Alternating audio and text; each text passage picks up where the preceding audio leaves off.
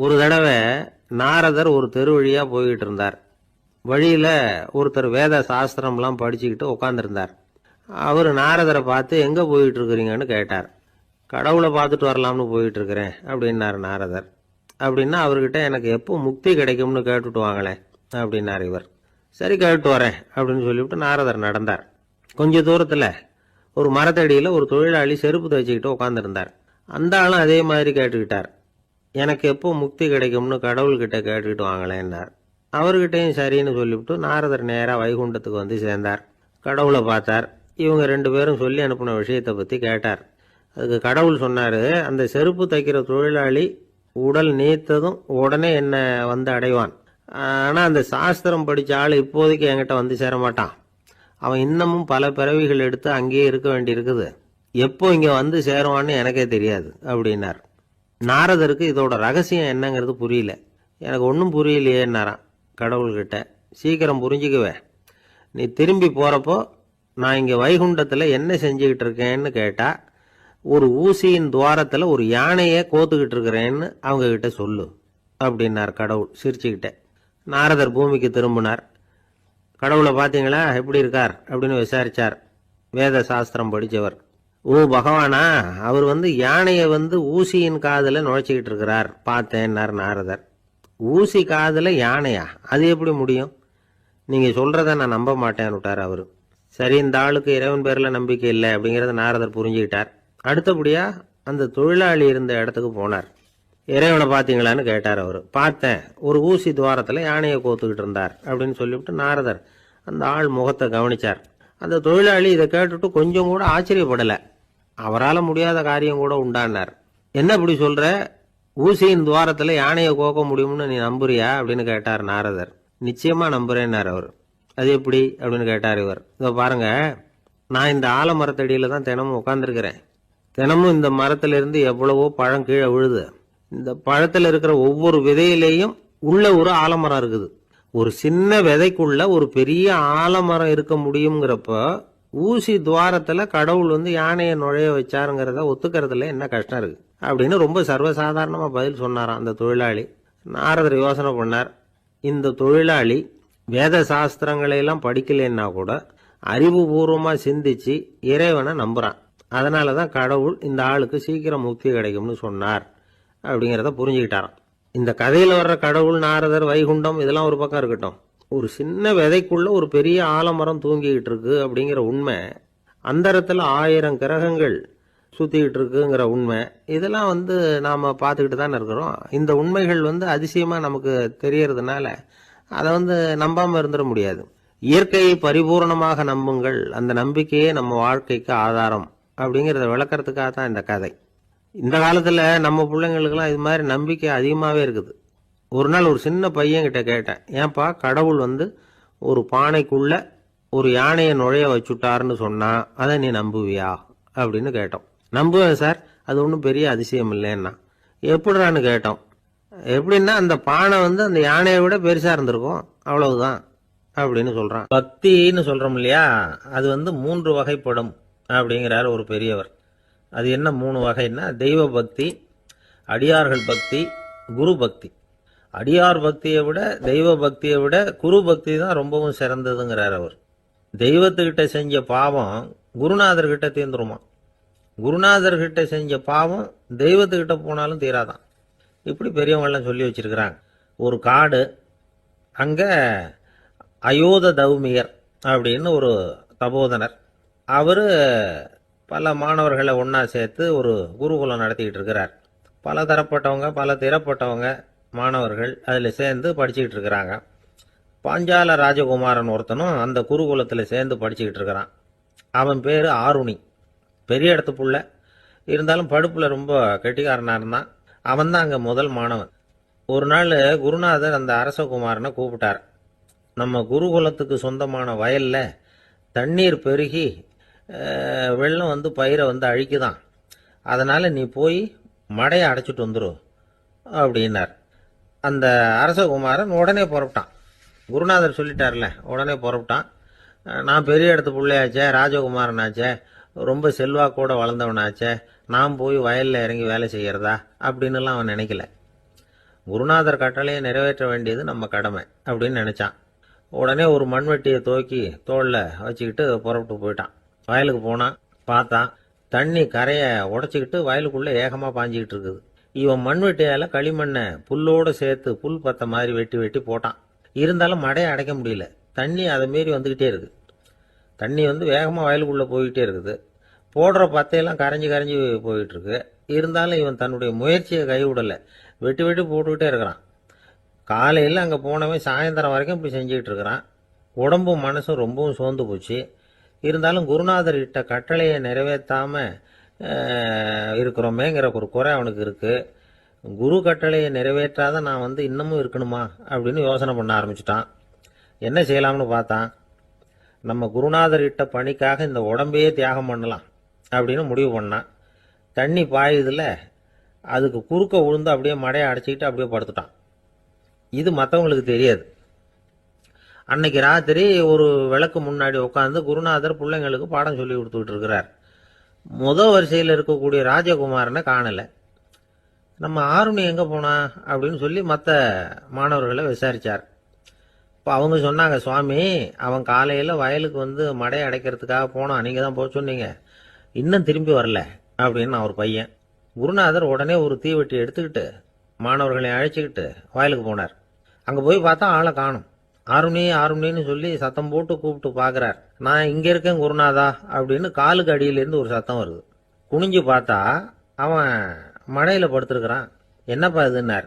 காலையிலேருந்து இந்த மடையை அடைச்சி பார்த்தேன் சுவாமி, முடியல, அதனால் இப்படி குறுக்க படுத்துட்டேன். என்னை தாண்டறதுக்கு பயந்து போய் தண்ணியே தேங்கி நின்றுட்டுது அப்படின்னா. அவனுடைய குரு பக்தியையும் அவனை தாண்டறதுக்கு அஞ்சு நிற்கிற தண்ணி தேக்கத்தையும் பார்த்துட்டு எல்லாரும் ரொம்ப ஆச்சரியப்பட்டு போயிட்டாங்களாம். ஆருணி எழுந்திரிச்சு வா அப்படின்னு கூப்பிட்டாரான் குருநாதர். அவன் தண்ணீரை பொழந்துக்கிட்டு எழுந்திரிச்சு வந்தானான். அதனால அவனுக்கு உத்தாலகன் அப்படின்னு ஒரு பேர். உத்தாலகன்னா தண்ணீரை பிளந்தவன் அர்த்தம். அந்த உத்தாலகன் மாதிரி இந்த காலத்து மாணவர்களுக்கும் குரு பக்தி வேணும் அப்படின்னு சொன்னோம் ஒரு பள்ளிக்கூடத்தில். உடனே நிறைய மாணவர்கள் எழுந்திரிச்சு நின்னாங்க.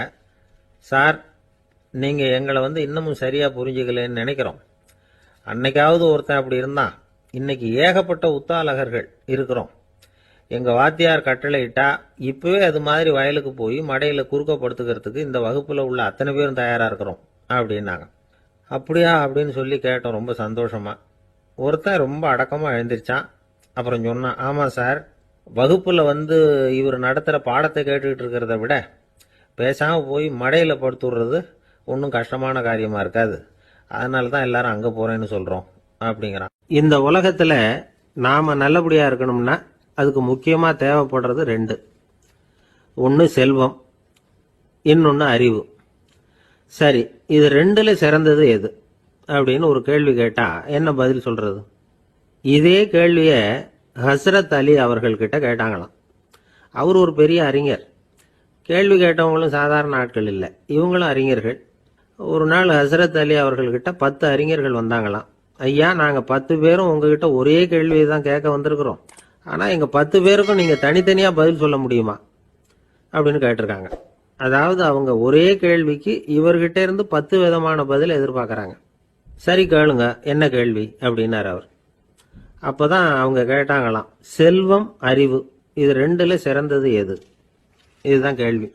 ஹஸ்ரத் அலி என்ன பண்ணார் தெரியுமா? அவங்கள ஒவ்வொருத்தராக கூப்பிட்டார். ஒவ்வொரு விதமான பதிலை சொல்லி அனுப்புனார். முதல்ல ஒருத்தரை கூப்பிட்டார், சொன்னார், அறிவுங்கிறது தீர்க்கதரிசிகள், ஞானிகள், மகான்கள் இவங்களோட பரம்பரை சொத்து. ஆனால் செல்வம்ங்கிறது கொடுங்கோலரின் ஆயுதம், அதனால் அறிவு தான் சிறந்தது அப்படின்னார். 2வது ஆளை கூப்பிட்டார். உங்ககிட்ட செல்வம் இருந்தால் நீங்கள் தான் அதை காப்பாற்றணும், ஆனால் அறிவு உங்களை எப்பவும் காப்பாற்றும், ஆகவே அறிவு தான் சிறந்தது அப்படின்னார். 3வது ஆளை கூப்பிட்டார். செல்வந்தனுக்கு எப்போதும் விரோதிகள் அதிகம், ஆனால் அறிஞனுக்கு நண்பர்கள் அதிகம், அதனால் அறிவு தான் சிறந்ததுன்னார். அடுத்தவரை கூப்பிட்டார். செல்வம் அடுத்தவங்களுக்கு கொடுக்க கொடுக்க குறையும், ஆனால் கல்விங்கிறது அதிகரிச்சுக்கிட்டே வரும், கொடுக்கறதுனால குறையாது, அதனால் அறிவு தான் சிறந்ததுன்னார். இன்னொருத்தரை கூப்பிட்டார். அறிவுள்ளவன் எப்பவும் அதை அடுத்தவங்களுக்கு வாரி வழங்கிக்கிட்டே இருப்பான், அதனால் அவங்ககிட்ட தாராளத்தன்மை இருக்கும், ஆனால் செல்வந்தன்கிட்ட கஞ்சத்தனம் தான் இருக்கும், அதனால் அறிவு தான் சிறந்ததுன்னார். 6வது நபரை கூப்பிட்டார். செல்வத்தை கள்வர்கள் திருடிட்டு போக முடியும், ஆனா அறிவை அப்படி திருடிட்டு போக முடியாது அப்படின்னார். 7வது நபரை கூப்பிட்டார். செல்வம் கால ஓட்டத்துல அழிஞ்சிரும், ஆனா அறிவை கால ஓட்டம் ஒன்றும் பண்ண முடியாது, ஆகவே அறிவே சிறந்ததுன்னார். 8வது ஆளை கூப்பிட்டு சொன்னார், செல்வத்துக்கு எப்பவும் எல்லை உண்டு, நிறைவு உண்டு, அளவு உண்டு, கணக்கு உண்டு, ஆனா அறிவுக்கு அப்படிப்பட்ட எல்லை எதுவும் கிடையாது, அதனால அதுதான் சிறந்ததுன்னார். அடுத்தவனை கூப்பிட்டார். செல்வம் உள்ளத்துல உள்ள ஒளியை போக்கிவிடும், இருட்டை உண்டாக்கிவிடும், விரிந்த மனப்பான்மையை குறுகலாக்கிவிடும். ஆனா அறிவு அப்படி இல்லை, இருண்ட உள்ளத்துல ஒளியை பாய்ச்சி அதை விசாலப்படுத்துது, அதுதான் சிறந்ததுன்னார். கடைசியா 10வது நபரை கூப்பிட்டார். செல்வம் மனசுல செருக்கை உண்டாக்குது, ஆணவத்தை ஏற்படுத்துது, அதனால நானே கடவுள்னு நினைக்கிற அளவுக்கு மனுஷனை தாழ்த்தி விடுது. ஆனா அறிவு பணிவையும் பண்பாட்டையும் வளர்க்குது, அதனால அறிவு தான் சிறந்ததுன்னார். ஆக இப்படி 10 பேருக்கும் 10 விதமா பதில் சொன்னது மூலமா ஹஸ்ரத் அலி அவர்கள் அறிவு தான் செல்வத்தை விட சிறந்தது அப்படிங்கிறதுக்கு 10 காரணங்களை சுட்டி காட்டியிருக்கார். அந்த அறிஞர் 10 பேர் கேட்ட ஒரே கேள்விக்கு 10 பதில் சொன்னார். நமக்கு வேண்டிய ஒருத்தர் 10 பேர் கேட்ட கேள்விக்கு ஒரே பதில் சொல்லி சமாளிச்சார். கேள்வி என்ன தெரியுமா? என்கிட்ட வாங்கின கடனை எப்பயா திருப்பி கொடுக்க போற? இதுதான் அந்த 10 பேரும் கேட்ட ஒரே கேள்வி. இந்த மாசம் 26ஆம் தேதி தந்துடுறேன் அப்படிங்கிற ஒரே பதில் சொல்லி அவ்வளவு பேரையும் இவர் அனுப்பி வச்சுட்டாராம். எல்லாரும் போனதுக்கு அப்புறம் இவரை தனியா கூப்பிட்டு கேட்டிருக்கிறாங்க, அது என்ன சார் கணக்கு, 26ஆம் தேதி அன்னைக்கு என்ன அதிசயம் நடக்க போகுது அப்படின்னு கேட்டிருக்காங்க. அதிசயம் அன்னைக்கு இல்ல, அதுக்கு முத நாளே நடக்க போகுதுன்னாராம். விவரமா சொல்லுங்கன்னு இருக்காங்க. வேற ஒண்ணும் இல்லைங்க, 26ஆம் தேதி தானே எல்லாரையும் வர சொல்லி இருக்கிறேன், அதுக்கு முத நாளே நான் புறப்பட்டு தலைமறைவாயிட போறேன் அப்படின்னாராம் ரொம்ப பெருமையா. ஒரு ஊர்ல ஒரு ராஜா இருந்தார். அவர் ஒரு பூனை வளர்த்தார். ரொம்ப செல்லமா அவர் அந்த பூனையை வளர்த்தார். அவர் என்ன பண்ணுவார் தெரியுமா? இரவு நேரத்தில் அந்த பூனையோட தலையில ஒரு விளக்க வச்சிருவார். அந்த பூனை ரொம்ப ஜாக்கிரதையா அந்த விளக்கு கீழே விழுந்துடாம பார்த்துக்கும். தலையை ஆட்டாம ரொம்ப நிதானமா ராஜா பின்னாடி நடந்து போய்கிட்டே இருக்கும். அந்த விளக்கு வெளிச்சத்துல எல்லா வேலைகளையும் செஞ்சிருவார். கையில ஒரு விளக்க தனியா எடுத்துட்டு போக வேண்டிய அவசியமே இல்லை. விளக்க தூக்கிட்டு போற வேலையை அந்த பூனை பார்த்துக்கும். அதனால ராஜாவுக்கு அந்த பூனை மேல ரொம்ப பிரியம். மந்திரிகளை எல்லாம் கூப்பிட்டு அவங்க கிட்ட சொல்லுவார், பாத்தீங்களா இந்த பூனை எவ்வளவு விசுவாசமா நடக்குது, என் பேர்ல எவ்வளவு மரியாதை பாத்தீங்களா அதுக்கு அப்படிம்பார். இதை கேட்டுட்டு அங்கிருந்த அமைச்சர்கள் ஒருத்தர் சொன்னார், மன்னா நீங்க சொல்றது சரிதான், இருந்தாலும் இந்த பூனையோட விசுவாசத்தை நாம கொஞ்சம் சோதிச்சு பார்க்க வேண்டியிருக்கு அப்படின்னாராம். சரி, உங்க ஆசையை ஏன் கெடுக்கணும், நல்லா சோதிச்சு பாருங்க அப்படின்னு சொல்லிவிட்டார் ராஜா. உடனே அந்த அமைச்சர் என்ன பண்ணார் தெரியுமா? எங்கேயோ புறப்பட்டு போனார். ஒரு 5-6 எலிகளை பிடிச்சிட்டு வந்தார். அரண்மனையில் ராஜா ஏதோ வேலை பார்த்துக்கிட்டு இருக்கிறாரு. பக்கத்தில் அந்த பூனை ரொம்ப பணிவா நின்றுகிட்டு இருக்குது. அது தலையில விளக்கு எரிஞ்சுக்கிட்டு இருக்கு. அமைச்சர் தான் பிடிச்சிட்டு வந்த எலிகளை அந்த பூனை பார்வையில் படுறது மாதிரி எதிரில் விட்டார். அந்த எலிகள்லாம் அங்கேயும் இங்கேயும் ஓட ஆரம்பிச்சுது. அதை பார்த்தது பூனை, அவ்வளவுதான். தலையில இருக்கிற விளக்க பத்தியும் கவலைப்படல, ராஜாவை பத்தியும் கவலைப்படல. ஒரே பாய்ச்சலா பாஞ்சு எலிகளை துரத்த ஆரம்பிச்சுட்டுது. தலையில இருந்த விளக்கு எங்கேயோ போய் விழுந்தது, அணைஞ்சு போச்சு. இருட்டில் ராஜா தடுமாற ஆரம்பிச்சுட்டார். இந்த சமயத்துல அந்த அமைச்சர் மறுபடியும் விளக்க ஏத்தினார், வெளிச்சம் வந்தது. அதுக்கப்புறம் அந்த அமைச்சர் பேசினார், அரசே பூனையோட விசுவாசத்தை பாத்தீங்களா? எலி அது கண்ணுல படுற வரைக்கும் தான் விசுவாசமா இருந்தது. அது மாதிரி எலிய பார்த்ததும் எல்லாத்தையும் விட்டுட்டு அதை துரத்த ஆரம்பிச்சுட்டு பாத்தீங்களா? தான் அந்த பூனையை பத்தி நினைச்சது தப்புங்கிறது அதுக்கப்புறம் தான் அந்த ராஜாவுக்கு புரிஞ்சுதான். சரி, இப்ப எதுக்கு இந்த கதையெல்லாம் அப்படிங்கிறீங்களா? இந்த பூனை மாதிரி தான் நம்ம மனசும். மனசை எவ்வளவுதான் பயிற்சி கொடுத்து பக்குவமா வச்சிருந்தாலும் பார்க்கறதுக்கு பரமசாது மாதிரி தான் இருக்கும். பார்க்க வேண்டியதை பார்த்துட்டுதுன்னா பாஞ்சிரும். இந்த பூனை மாதிரி புலன் இன்ப பொருள்கள் கிட்டாத வரைக்கும் மனம் அடங்கி இருக்கிறது மாதிரி தான் தெரியும். கொஞ்சம் வாய்ப்பு கிடைச்சாலும் அது குதிக்க ஆரம்பிச்சிரும், தப்பு பண்ண ஆரம்பிச்சிரும். பெரிய பெரிய முனிவர்கள் வாழ்க்கையில நடந்த வீழ்ச்சி இதை தான் நிரூபிக்குது. புலன்களின் ஆற்றல் அதிகம், அதனால மனக்கட்டுப்பாடு பயிற்சிகள்ல ரொம்ப எச்சரிக்கையா இருக்கணுங்கிறார் சுவாமி சிவானந்தர். மது பழக்கத்தையே விட்டுட்டேன்னு உறுதியா இருப்பான். கடை கண்ணுல பட்டுட்டுதுன்னா கால் அவனை கேட்காமலே இழுத்துட்டு உள்ள போயிடும். இதுதான் மனசுங்கிறது. அதுதான் அந்த ராஜா வளர்த்த பூனை. நம்மால் ஒருத்தன் அந்த ராஜா பூனை தலையில விளக்க வச்சது மாதிரி இவன் தன்னுடைய தலையிலேயே ஒரு விளக்க ஏற்றி வச்சுக்கிட்டு என்னத்தையும் தேட ஆரம்பிச்சான். தேடிட்டு இருக்கிறான். தலையை ஆட்டாம நிதானமா நடந்து ரொம்ப நேரமா தேடிட்டு இருக்கிறான். அந்த சமயம் அங்க வந்த ஒருத்தர் என்னத்தை தேடுறீங்கன்னு கேட்டார். அதுதான் மறந்து போச்சு அப்படின்னு இழுத்தான். சரி, கொஞ்சம் இப்படி உட்காருங்க, ஞாபகம் வந்ததும் தேட ஆரம்பிக்கலாம் அப்படின்னாரு அவரு. இவன் கொஞ்ச நேரம் உட்காந்து யோசிச்சான். அப்புறம் திடீர்னு எழுந்திரிச்சான். ஞாபகம் வந்துட்டுதுன்னா. என்னன்னு கேட்டார். எங்கள் வீட்டில் இருந்த விளக்க எங்கே வச்சேன்னு தெரியல, அதை தான் தேடிக்கிட்டு இருக்கிறேன், ஏற்றி வைக்கலாம்னு பார்க்குறேன் அப்படின்னா. ஒரு ராஜா இருந்தார். நாடு பூராவும் நிறைய மரங்களை நட்டு வளர்க்கணுங்கிறது அவரோட ஆசை. தானே அதுக்கு முன்மாதிரியாக இருக்கணும்னு நினைச்சார். அரண்மனையை சுற்றி மரங்களை நட்டு வளர்த்தார். இதை பார்த்துட்டு ஜனங்களும் அவங்கவுங்க வீட்டை சுற்றி மரக்கன்றுகளை நட்டு வளர்த்தாங்க. கொஞ்ச காலத்தில் ஊர் பூரா பசுமையாக மாறிச்சு. எல்லாருக்கும் சந்தோஷமா இருந்தது. இது ஒரு பக்கம் இருக்கட்டும். இப்போ நான் சொல்ல போகிற கதை வேற. அதாவது அந்த ராஜா ஒரு நாள் தன்னுடைய அரண்மனையை சுற்றி இருக்கிற விதவிதமான மரங்களை எல்லாம் போய் பார்த்தார். எப்படி இருக்கிறீங்க அப்படின்னு ஒவ்வொரு மரத்துக்கிட்டையும் விசாரிச்சாராம். எந்த மரமும் சந்தோஷமா இருக்கிறதா தெரியல. அதுக்கு மனசுல ஒரு குறை. முதல்ல ஆலமரத்துக்கிட்ட போனார். அது சொல்லிச்சு, மண்ணா, நான் நல்லா பெருசா வளர்ந்துருக்கிறேன், அடர்த்தியா இருக்கிறேன், கிளையெல்லாம் 4 பக்கமும் நல்லா படர்ந்து தான் இருக்குது, இருந்தாலும் எந்த பிரயோஜனமும் இருக்கிறதா தெரியல எனக்கு. என்னுடைய பழம்லாம் ரொம்ப சின்னதா இருக்குது, என் கண்ணுக்கு சரியா புறப்பட மாட்டேங்குது. நான் இருக்கிற சைஸுக்கு என்னுடைய கிளையில இருக்கிற பழம்லாம் எவ்வளவு பெருசா இருக்கணும், அது இத்தினூண்டு இருக்கிறது எனக்கு பெரிய அவமானமா இருக்கு. இப்படி இங்க நின்றுகிட்டு இருக்கிறதே ரொம்ப கூச்சமா இருக்கு. ஒரு நல்ல புயல் வந்ததுன்னா பேசாம சாஞ்சு விடலாமான்னு பாக்குறேன் அப்படின்னு புலம்புது ஆலமரம். சரி இருக்கட்டும்னு நினைச்சுக்கிட்டு ராஜா அடுத்தபடியா ஒரு அத்தி மரத்துக்கிட்ட போனார். அதுவும் புலம்ப ஆரம்பிச்சுட்டுது. நான் கூட பெரிய மரம் தான், இல்ல இலையெல்லாம் அழகா தான் இருக்குது, பழம் அழகா இருக்குது, இருந்தாலும் உள்ள விஷயம் இல்லையே, அத்தி பழத்தை புட்டு பார்த்தா அத்தனையும் சொத்த அப்படின்னு பழமொழியே உண்டாயிட்டுதே. இப்படி ஒரு கெட்ட பேரோட நான் இருக்கணுமா அப்படின்னு புலம்புது அது. சரி இது இருக்கட்டும் அப்படின்னு சொல்லி அடுத்தபடியா வேப்ப மரத்துக்கிட்ட போனார். அது தன்னுடைய வேதனையை வெளியிட்டது. எனக்கு எவ்வளவோ மருத்துவ குணங்கள்லாம் இருக்கிறதா சொல்லிக்கிறாங்க, இருந்தாலும் என்ன பிரயோஜனம், என்னுடைய பழத்தை மனிதர்கள் யாரும் விரும்பி சாப்பிடுறது இல்லையே அப்படின்னுது. ராஜா அடுத்தாப்புல இருந்து ஒரு பனை மரத்துக்கிட்ட போனார். நான் நல்லா உயரமா தான் வளர்ந்துருக்கிறேன், மற்ற மரங்கள்லாம் என்னை வந்து அண்ணாந்து தான் பார்க்கணும், இருந்தாலும் என்கிட்ட நிழலுக்காக யாரும் வந்து ஒதுங்கிறது இல்லையே அப்படின்னுது. என்ன இது எல்லா மரமும் இப்படி திருப்தி இல்லாம இருந்துகிட்டு இருக்குதே அப்படின்னு நினைச்சுக்கிட்டே ராஜா அடுத்தபடியா அங்க இருந்த ஒரு பைன் மரத்துக்கிட்ட போனார். அழகா உயரமா பசுமையா தான் இருந்தது, ஆனா பழமோ பூவோ கிடையாது. அதை நினைச்சு அது வருத்தப்பட்டுக்கிட்டு இருக்குது. ஓக் மரம் அது ஒன்று நின்றுட்டு இருந்தது. அது என்ன சொல்லிச்சுன்னா, இலையுதிர் காலத்துல என் மேல இருக்கிற எல்லா இலைகளும் உதிர்ந்து போடுது, முடி கொட்டின மனிதர்கள் மாதிரி மொட்டையா நான் நிக்க வேண்டி இருக்குது, என்ன வாழ்க்கை இது அப்படின்னு சொல்லி அழுத்துக்கிட்டது. சரி புளிய மரம் என்ன சொல்லுது பாப்போம்னு அதுகிட்ட போனா, என்னுடைய நிழல்ல யாருமே தங்க மாட்டாங்க, உடம்புக்கு சூடுன்னு ஒதுங்கி போயிடுவாங்க, அடிமரத்தை பார்த்தீங்கன்னா பட்டையெல்லாம் உறிஞ்சி பார்க்கறதுக்கே கேவலமா இருப்பேன் அப்படின்னுது அது. முருங்கை மரம் என்ன சொல்லிச்சு தெரியுமா, என்னுடைய இலை காயெல்லாம் சாப்பிட்றவங்களுக்கு சத்து கொடுக்கறது வாசம் தான், ஆனா என் உடம்புல சத்தே கிடையாது, கொஞ்சம் வேகமா காத்து அடிச்சதுன்னா முறிஞ்சி விழுந்துடுறேன், என்ன வாழ்க்கை இது அப்படின்னு சொல்லி அது வருத்தப்பட்டது. ராஜா யோசனை பண்ணார், என்ன இது மரங்கள் வந்து பூமியின் வரங்கள்னு சொல்றோம், மழை பெய்யறதுக்கு அதுதான் காரணம், பூமி செழிப்பா இருக்கிறதுக்கும் அதுதான் காரணம், வீடு கட்டுறதுக்கு மரம், நாற்காலி செய்ய உபயோகப்படுத்துறதுக்கும் அதுதான் உபயோகப்படுது, மனுஷனுக்கு வேண்டிய ஆகாரங்களையும் கொடுக்குது, இப்படிலாம் இருந்தும் எல்லா மரமும் நிம்மதி இல்லாம இருந்துகிட்டு இருக்குதே அப்படின்னு நினைச்சார். அப்போ அங்க இருந்த ஒரு மகிழ மரம் அவர் கண்ணுல பட்டது. அந்த மரம் மட்டும் கொஞ்சம் நிம்மதியா மகிழ்ச்சியா இருக்கிறது மாதிரி தெரிஞ்சுது. உடனே ராஜா அதுகிட்ட போனார். உனக்கு மனசுல எதுவும் குறை இல்லையான்னு கேட்டார். இல்ல நான் சந்தோஷமா தான் இருக்கேன்னு அந்த மகிழ மரம். அப்படியான்னு ஆச்சரியமா கேட்டார் ராஜா.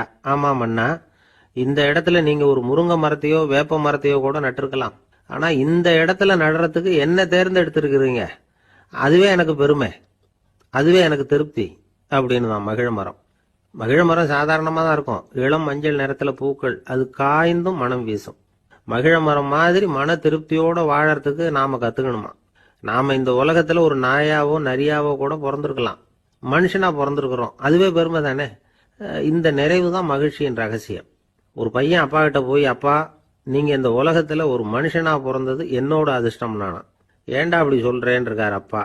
நீங்க ஒரு கரடியா பிறந்திருந்தா இந்நேரம் நானும் ஒரு கரடி குட்டியா தானே இருந்திருப்பேன் அப்படின்னு நானா பையன். ஒரு ஊர்ல ஒரு குரு இருந்தார், ஜென் குரு. அவரை தேடிட்டு ஒரு மன்னர் வந்தார். வந்தவர் ஜப்பான் மன்னர். தோட்டக்கலையை பத்தி தெரிஞ்சுட்டு போறதுக்காக அவர் வந்தார். எப்படி தோட்டம் அமைக்கிறது அப்படிங்கிறத பத்தி அந்த குரு விவரமா சொல்லி கொடுத்தாரு. ஒரு நாள் 2 நாள் இல்ல, 3 வருஷம் கத்து கொடுத்தார். அதுக்கப்புறம் சொன்னார், நான் கத்து கொடுத்துட்டேன், இனிமே நீங்க போகலாம், போய் தோட்டம் அமைக்கலாம், அதுதான் உங்களுக்கு பரிசை. தோட்டம் அமைச்ச பிறகு சொல்லி அனுப்புங்க, நான் வந்து பார்க்கறேன், நீங்க இங்க என்னவெல்லாம் கத்துக்கிட்டீங்களோ அதையெல்லாம் அங்க செயல்முறையில செஞ்சு காட்டுங்க அப்படின்னு சொல்லி அனுப்பி வச்சார். மன்னர் போனார். அரண்மனைக்கு பக்கத்திலேயே ஒரு பெரிய தோட்டத்தை உண்டு பண்ணினார். அழகான மரங்களையும் செடிகளையும் உருவாக்கினாரு. கிட்டத்தட்ட 1000 தோட்டக்காரர்களை பயன்படுத்தி 3 வருஷங்கள் முயற்சி பண்ணி அந்த அழகான தோட்டத்தை உருவாக்கினார். குரு கிட்ட இருந்து செய்தி வந்தது, நாளைக்கு வந்து தோட்டத்தை பார்க்கறேன் அப்படின்னு. மன்னர் உடனே சுறுசுறுப்பாயிட்டார். முதல் நாளே தோட்டத்தை சுத்தப்படுத்தினார். ராத்திரி பூரா யாரும் தூங்கல. எல்லாருக்கும் தோட்டத்தை ஒழுங்குபடுத்துற வேலை. அது அந்தந்த இடத்துல ஒழுங்கா இருக்குதா அப்படின்னு சரி பார்த்தாங்க. ஒரு தவறும் இல்லாத வகையில் அதை ஒழுங்குபடுத்தினாங்க. மறுநாள் குரு வந்தார், தோட்டத்தை பார்த்தார். அவருக்கு கோபம் வந்துட்டுது. மன்னருக்கு ஆச்சரியம், எப்பவும் சிரிச்சுக்கிட்டே இருக்கிறவர் இப்ப எப்படி இருக்கிறாரே அப்படின்னு. மெதுவா குரு கிட்ட போய் எல்லாம் சரியா தானே இருக்குது அப்படின்னார். எல்லாம் சரிதான், ஆனாலும் எங்கே அந்த பொன்னிற காற்று அப்படின்னார். உதிர்ந்த இலைகள், பொன் மஞ்சள் நிற இலைகள் காற்றில் அப்படி புரண்டு ஓடுவதை நான் பார்க்க முடியவில்லையே அப்படின்னாராம். அது இல்லாம இந்த தோட்டம் உயிரோட்டம் உள்ளதா இருக்காது, இதுல பாடல் இல்லை, ஆடல் இல்லை, அதெல்லாம் இல்லாம இந்த தோட்டம் ரொம்பவும் செயற்கையா தெரியுதேன்னாராம். மன்னர் இப்பதான் யோசனை பண்ணார். கீழே கிடந்த காஞ்சி போன இலைகள் மட்டும் இல்ல, மரத்துல இருந்த காஞ்சி போன இலைகளையும் அப்புறப்படுத்தி சுத்தமா வச்சிருக்கிறார். இறப்பும் வாழ்க்கையினுடைய ஒரு பகுதி தான். மரணம்ங்கிறது வாழ்க்கைக்கு எதிரானது அல்ல, அதை நிரப்பும் ஒரு பகுதி தான் அது. மரணம் இல்லையில் வாழ்க்கையே இல்லை அப்படிங்கிறது பெரியவங்க கருத்து. இப்ப அந்த தோட்டம் அழகா தான் இருக்குது, இருந்தாலும் அது ஒரு ஓவியம் மாதிரி உயிர் இல்லாமல் இருக்கு. குரு ஒரு வாளியை கையில எடுத்துக்கிட்டார். தோட்டத்தை விட்டு வெளியில போனார். ஏற்கனவே வீசி எறிந்த அந்த சருகுகளை எல்லாம் அள்ளி கொண்டுகிட்டு வந்தார். உள்ள எல்லா இடங்கள்லயும் அதை வீசினார். உடனே காத்து அந்த காய்ந்த சருகுகளையும் பழுத்த இலைகளையும் அசைக்க ஆரம்பிச்சுட்டுது. இப்போ அங்க சலசல சத்தம், சங்கீதம், இலைகளின் நடனம், ஓவியம் மாதிரி இருந்த அந்த தோட்டத்துக்கு இப்போ உயிர் வந்துட்டுது. இதுதான் அந்த பொன்னான காற்று அப்படின்னாராம் குரு. மன்னருக்கு புரிஞ்சுது. மிகப்பெரிய ஜென் கேள்வி ஒன்று உண்டு. உம்மான் அப்படிங்கிற ஒரு பெரிய குருவை பார்த்து துறவி ஒருத்தர் கேட்டாராம், இலைகள் எல்லாம் கீழே விழுந்து மரங்கள் மொட்டையாக இருக்கும் பொழுது என்ன நடக்கும்? இதுதான் கேள்வி. இதுக்கு உம்மான் சொன்ன பதில் பொன்னான காற்று, தி கோல்டன் விண்ட் அப்படின்னாராம். இதுக்கு என்ன விளக்கம்னா, உன்னுடைய எண்ணங்கள் எல்லாம் உன்னுடைய மனசிலிருந்து கீழே விழுந்து உனது உள்ளுணர்வானது மொட்டையாக நிற்கும் நிலைதான் அது. உனது வேர்களின் அருகில் காற்று வீசுகிறது. எல்லா எண்ணங்களும் உன்னிலிருந்து வெகு தூரத்துக்கு புரண்டு கொண்டே சென்று விடுகிறது. நீ அவற்றை கடந்து விட்டால் நீ அவைகளுக்கெல்லாம் மேலெழுந்து கீழே பார்ப்பவனைப் போல நிற்க ஆரம்பித்து விடுவாய். அதுதான் தியானம் என்பது அப்படின்னு சொல்றாங்க. தியானம்ங்கிறது எண்ணத்துக்கு எதிரானது இல்ல, தியானம்ங்கிறது எண்ணங்களை கடந்து செல்வதுதான். அதுக்கப்புறம் நாம பொன்னிற காற்றுல ஆட ஆரம்பிச்சிருவோம். இதுதான் பெரியவர்கள் சொல்றது. என்கிட்ட ஒருத்தர் தோட்டம் அமைக்கணும்னு யோசனை கேட்டு வந்தார். எல்லாம் சொல்லி கொடுத்தேன். செடிகள்லாம் செழிப்பா வளரணும்னா வேர் காயாம பாத்துக்குங்க, தினமும் தண்ணி விடுங்க அப்படின்னு சொல்லி அனுப்பி வச்சேன். 1 மாசம் கழிச்சு ஒரு தோட்டத்தை பாக்கிறதுக்காக போனேன். போய் பார்த்தா எல்லா செடியும் வாடி கிடக்குது. என்னங்க இப்படி பண்ணிவிட்டீங்கன்னு. நீங்க சொன்னபடிதான் செஞ்சேன்னார். என்ன செஞ்சீங்கன்னு கேட்டேன். வேறு காயாம பார்த்துக்க சொன்னீங்க, தினமும் ஒரு தடவை எல்லா செடியையும் ஒவ்வொன்னா புடுங்கி பார்த்து வேறு காயாம இருக்கா அப்படின்னு பார்த்துட்டு அதுக்கப்புறம் தண்ணி பாய்ச்சனே, அவ்வளவுதான் அப்படின்னார். ஒரு கடைக்கு போனேன். 5 ரூபா பணத்தை எடுத்து கொடுத்தேன். ஒரு தினசரி பத்திரிகையை கேட்டேன். அவரு உடனே அங்க அடுக்கி வச்சிருந்த பத்திரிகையில ஒன்னு எடுத்து என் கையில கொடுத்தார். வாங்கிக்கிட்டேன். மீதி பணத்தை எடுத்தார். அதையும் என் கையில கொடுக்கணும்ல, கொடுக்கல. எதிரில் இருந்த பலகையில வச்சு எடுத்துக்க சொன்னார். எப்பவும் அவர் அப்படிதான் பண்ணுவாரு. நானும் எடுத்துக்கிட்டு வந்துடுவேன். இவர் ஏன் இப்படி பண்றாருங்கிறது எனக்கு ரொம்ப நாளா ஒரு சந்தேகம்.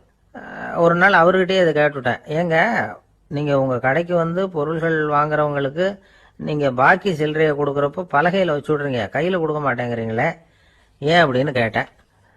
காசை கையில கொடுத்தா நம்ம கிட்ட இருக்கிற லட்சுமி போயிடுவா சார் அப்படின்னார். அதாவது பணம் செலவாயிடும் அப்படின்னு அர்த்தமா.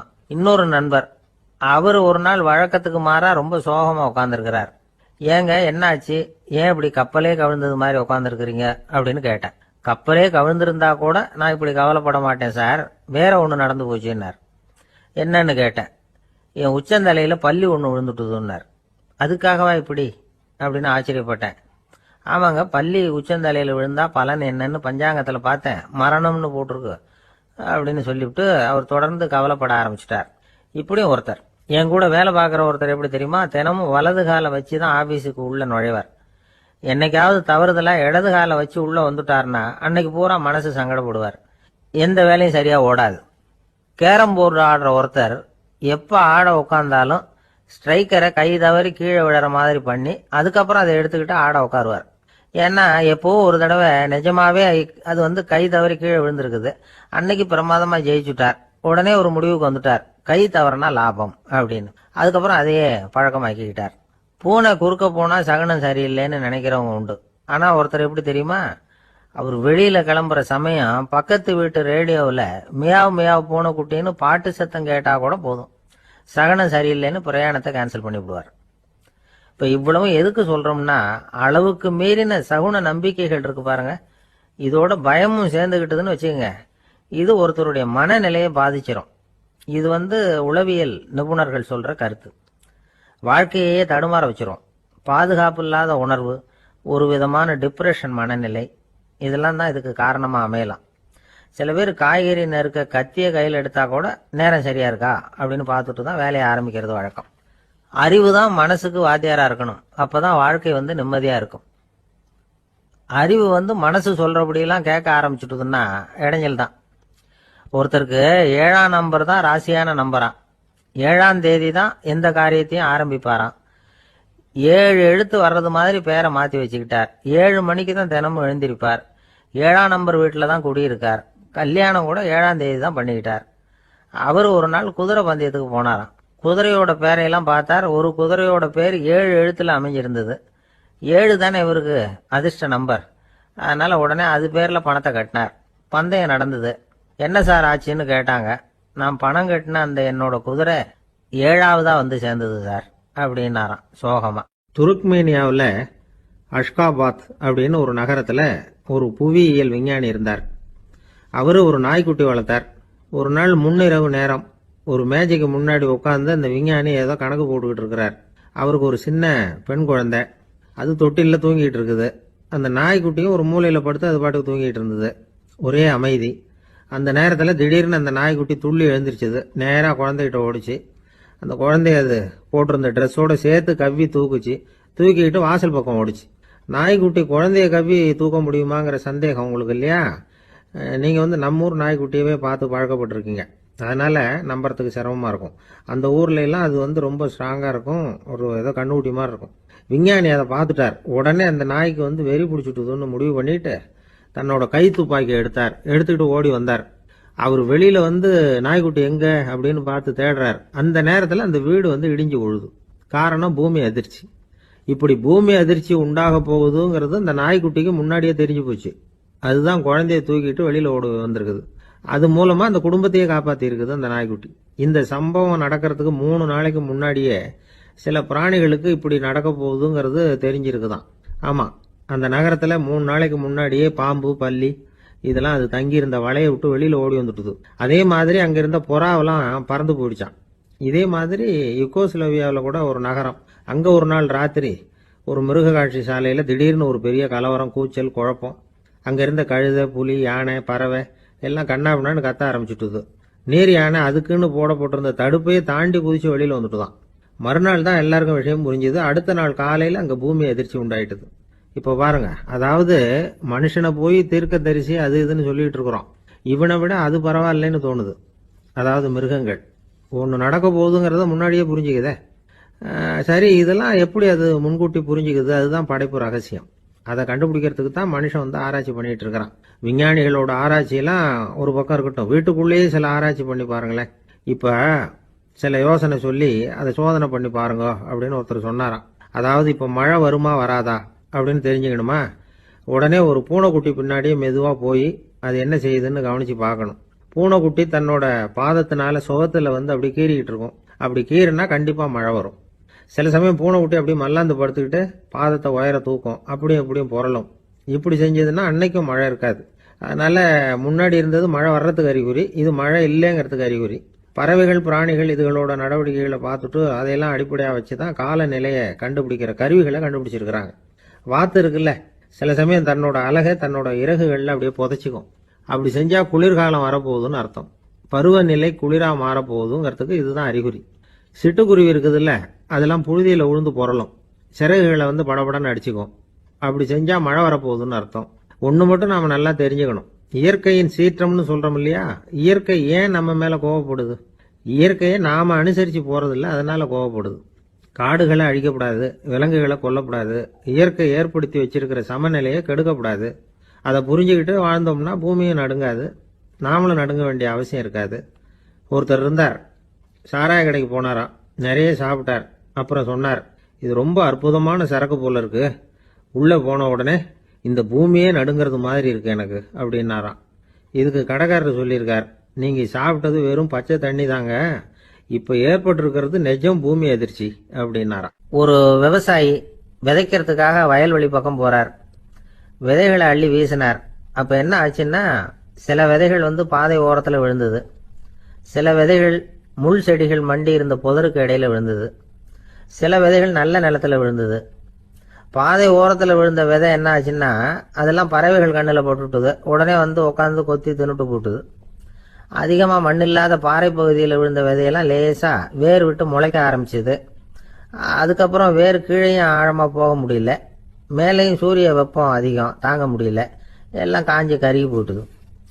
புதர் பகுதியில் சில விதைகள் விழுந்தது இல்லையா, முள் செடிகள் காடாக மண்டி போயிருந்தது.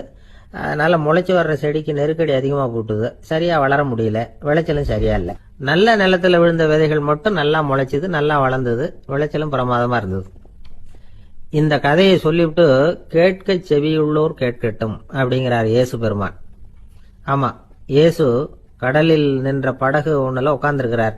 கடற்கரையில் ஏராளமான மக்கள் உட்காந்துருக்கிறாங்க. அந்த சமயத்தில் தான் இயேசு ஓமைகள் மூலமாக மக்களுக்கு பல உண்மைகளை சொல்லிட்டு இருக்கிறார். மக்கள் அந்த கதையை கேட்டுட்டு ஒன்றும் புரியாமல் முழிக்கிறாங்க. அதை கவனித்த இயேசு அந்த ஓமையை விளக்க ஆரம்பித்தார்.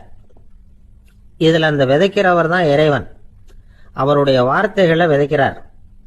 அந்த வார்த்தைகளை கேட்கிற மக்கள் அந்த விழுந்த விதைகள் மாதிரி 4 வகையானவர்கள். சில பேர் பாதை ஓரத்தில் விழுந்த விதைகள் மாதிரி இறைவன் வார்த்தைகளை அவங்க கேட்குறாங்க. ஆனால் தீய எண்ணங்கள் செய்கைகள் மூலமாக விதைக்கப்பட்ட வார்த்தைகள் அழிஞ்சு போடுது. இறைவன் வார்த்தைகளை கேட்ட உடனே மகிழ்ந்து போய் உடனே சில பேர் அதை ஏற்றுக்கிறாங்க. இவங்கெல்லாம் அந்த பாறை பகுதியில் விழுந்த விதைகள் மாதிரி. அதனால் இவங்கெல்லாம் வேறு இல்லாதவங்க, கொஞ்ச காலத்துக்கு இறை வார்த்தைகளுக்கு கீழ்ப்படிந்து நடப்பாங்க. அதனால் ஏதாவது இடைஞ்சல் ஏற்பட்டால் உடனே தடுமாறுவாங்க, தங்கள்கிட்ட இருக்கிற நல்ல பண்புகளை விட்டுட்டு பாவ வழிகளுக்கு போயிடுவாங்க. முள் செடிகளுக்கு இடையில விழுந்த விதைகள் மாதிரி உள்ளவங்க யாருன்னா, இவங்களுக்கு உலக கவலை உண்டு, செல்வத்தின் மீது மயக்கம் உடையவர்கள், உலக ஆசைகள் இவங்களுக்குள்ள பூந்துடுறதுனால அங்கே இருக்கிற நல்ல பண்புகள் மறைஞ்சு போயிடுது. அதனால் அவங்களும் உபயோகம் இல்லாதவங்களா ஆயிடுறாங்க. நல்ல மனிதர்கள் நல்ல நிலத்தில் விழுந்த விதைகளுக்கு ஒப்பானவர்கள். இவங்க இறை வார்த்தையை கேட்குறாங்க, அதை ஏற்றுக்கிறாங்க, அவங்களும் நல்லபடியாக வாழுறாங்க, அடுத்தவங்களுக்கும் உபயோகமாக இருப்பாங்க. இதுதான் இயேசு சொன்ன விளக்கம். நல்ல வார்த்தைகளை கேளுங்கள், நல்ல வார்த்தைகளை ஏற்றுக்கொள்ளுங்கள், அடுத்தவங்களுக்கு உபயோகமாக இருங்க. இதுதான் பெரியவங்கள்லாம் நமக்கு சொல்லுகிற உபதேசம். ஒரு அப்பா தன்னுடைய மகனுக்கு உபதேசம் பண்ணார். இதை பாருப்பா, நல்ல வார்த்தைகளை கேட்கணும், எப்போதுமே மகன் அப்பா பேச்சை கேட்கறது நல்லது அப்படின்னாராம். நீ ஏதாவது ஒரு தப்பு பண்ணால் என் தலையில் ஒரு முடி நரைச்சி வெள்ளையா போடும்பா, நீ செய்கிற ஒவ்வொரு தப்புக்கும் என் தலையில் ஒவ்வொரு முடி வெள்ளையாயிடும் அப்படின்னாராம். பையன் யோசிச்சான், அப்பா இப்போதான் எனக்கு புரியுது, தாத்தாவோட தலைமுடி பூராவும் வெள்ளையா இருக்கிறதுக்கு என்ன காரணம்ங்கிறது எனக்கு இப்போதான் புரியுது அப்படின்னா. ஜவஹர்லால் நேரு பிரதமராக இருந்த சமயம் அவர் ஒரு தடவை சென்னைக்கு வந்திருக்கிறார். இங்கே சில முக்கிய நிகழ்ச்சிகளில் கலந்துக்கிறதுக்காக வந்திருந்தார். ஆளுநர் மாளிகையில் ஒரு நாள் ராத்திரி தங்கி மறுநாள் புதுடெல்லி புறப்படுறதாக ஏற்பாடு.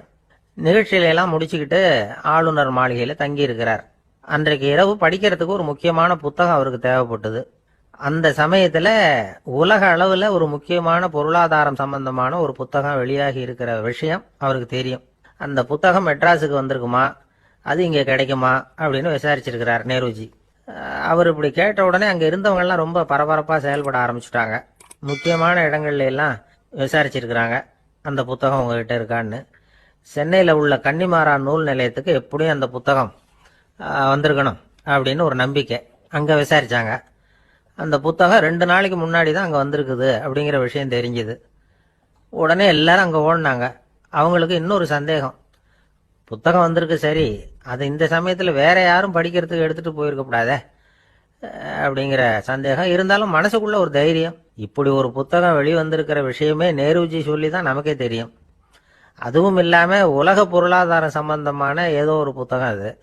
அதை போய் இந்த நேரத்தில் அவ்வளவு ஆர்வமாக யார் எடுத்துகிட்டு போயிட போகிறாங்க அப்படிங்கிற தைரியம். இந்த தைரியத்தோடு அந்த நூல் நிலையத்துக்கு ஓடினாங்க. புத்தகத்தை தேடினா அது கிடைக்கல. யாரோ எடுத்துகிட்டு போயிருக்கிறாங்க.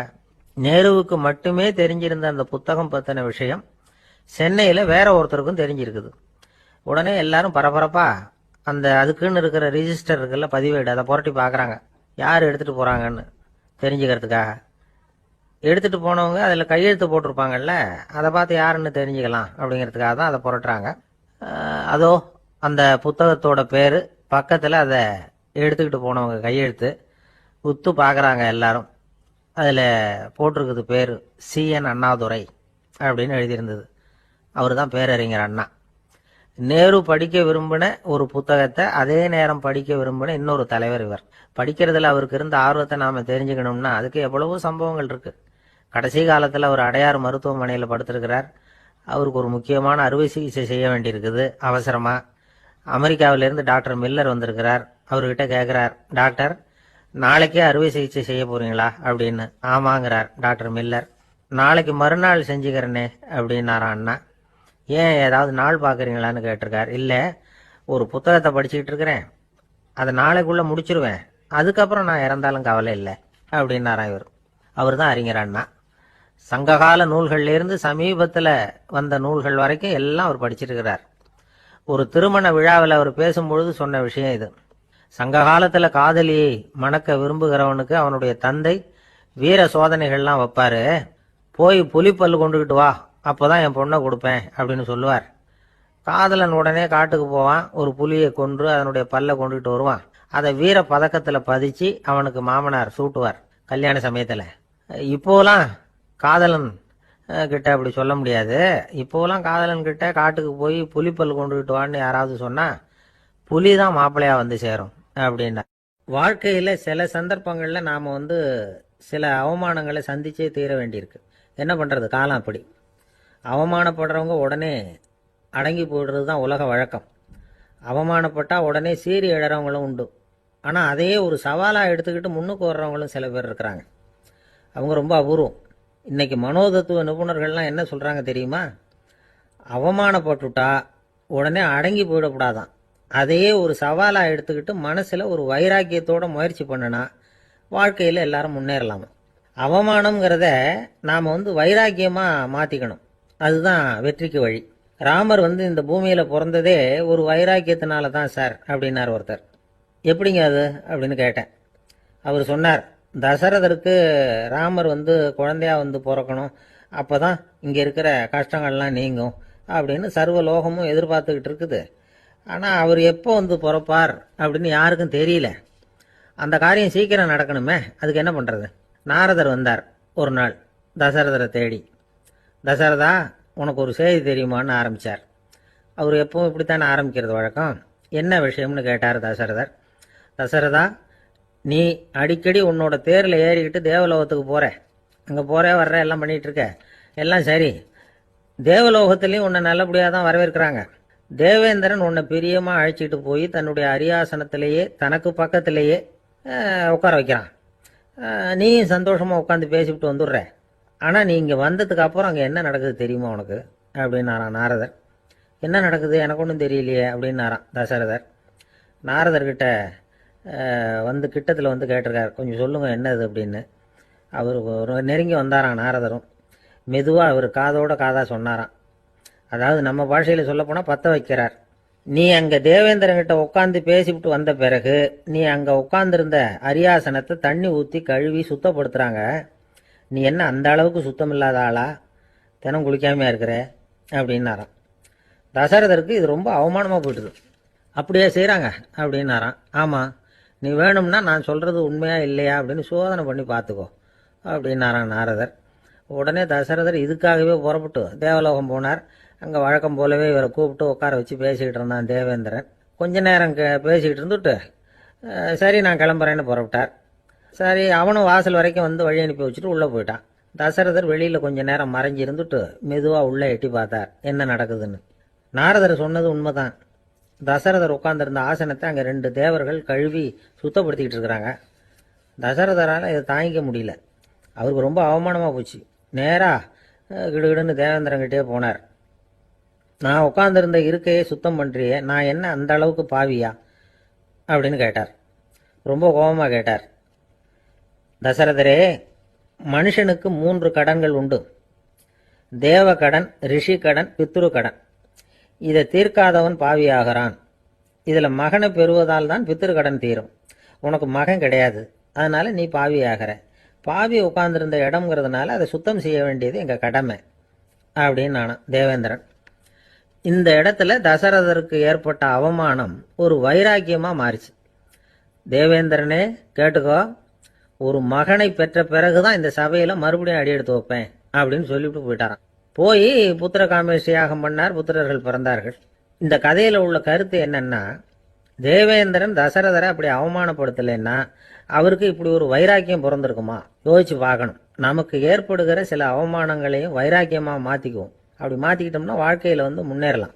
நம்ம ஆளுங்க சில பேர் அவமானத்தை வைராக்கியமாக மாற்றிக்கிறது எப்படி தெரியுமா? நம்மகிட்ட ஒரு பையன் சொன்னான், எங்கள் அப்பா என்னை எல்லாருக்கும் முன்னாடி வச்சு திட்டிவிட்டார், பொறுப்பு இல்லாமல் ஊர் சுற்றுறேன்னு சொல்லி அவமானப்படுத்தி விட்டார். இனிமேல் நீ என் முகத்திலேயே முழிக்காதரா போடான்னு வேற சொல்லிவிட்டார். எனக்கு ரோஷம் வந்துட்டுது. அந்த அவமானத்தை வைராக்கியமாக மாற்றிக்கிட்டேன்.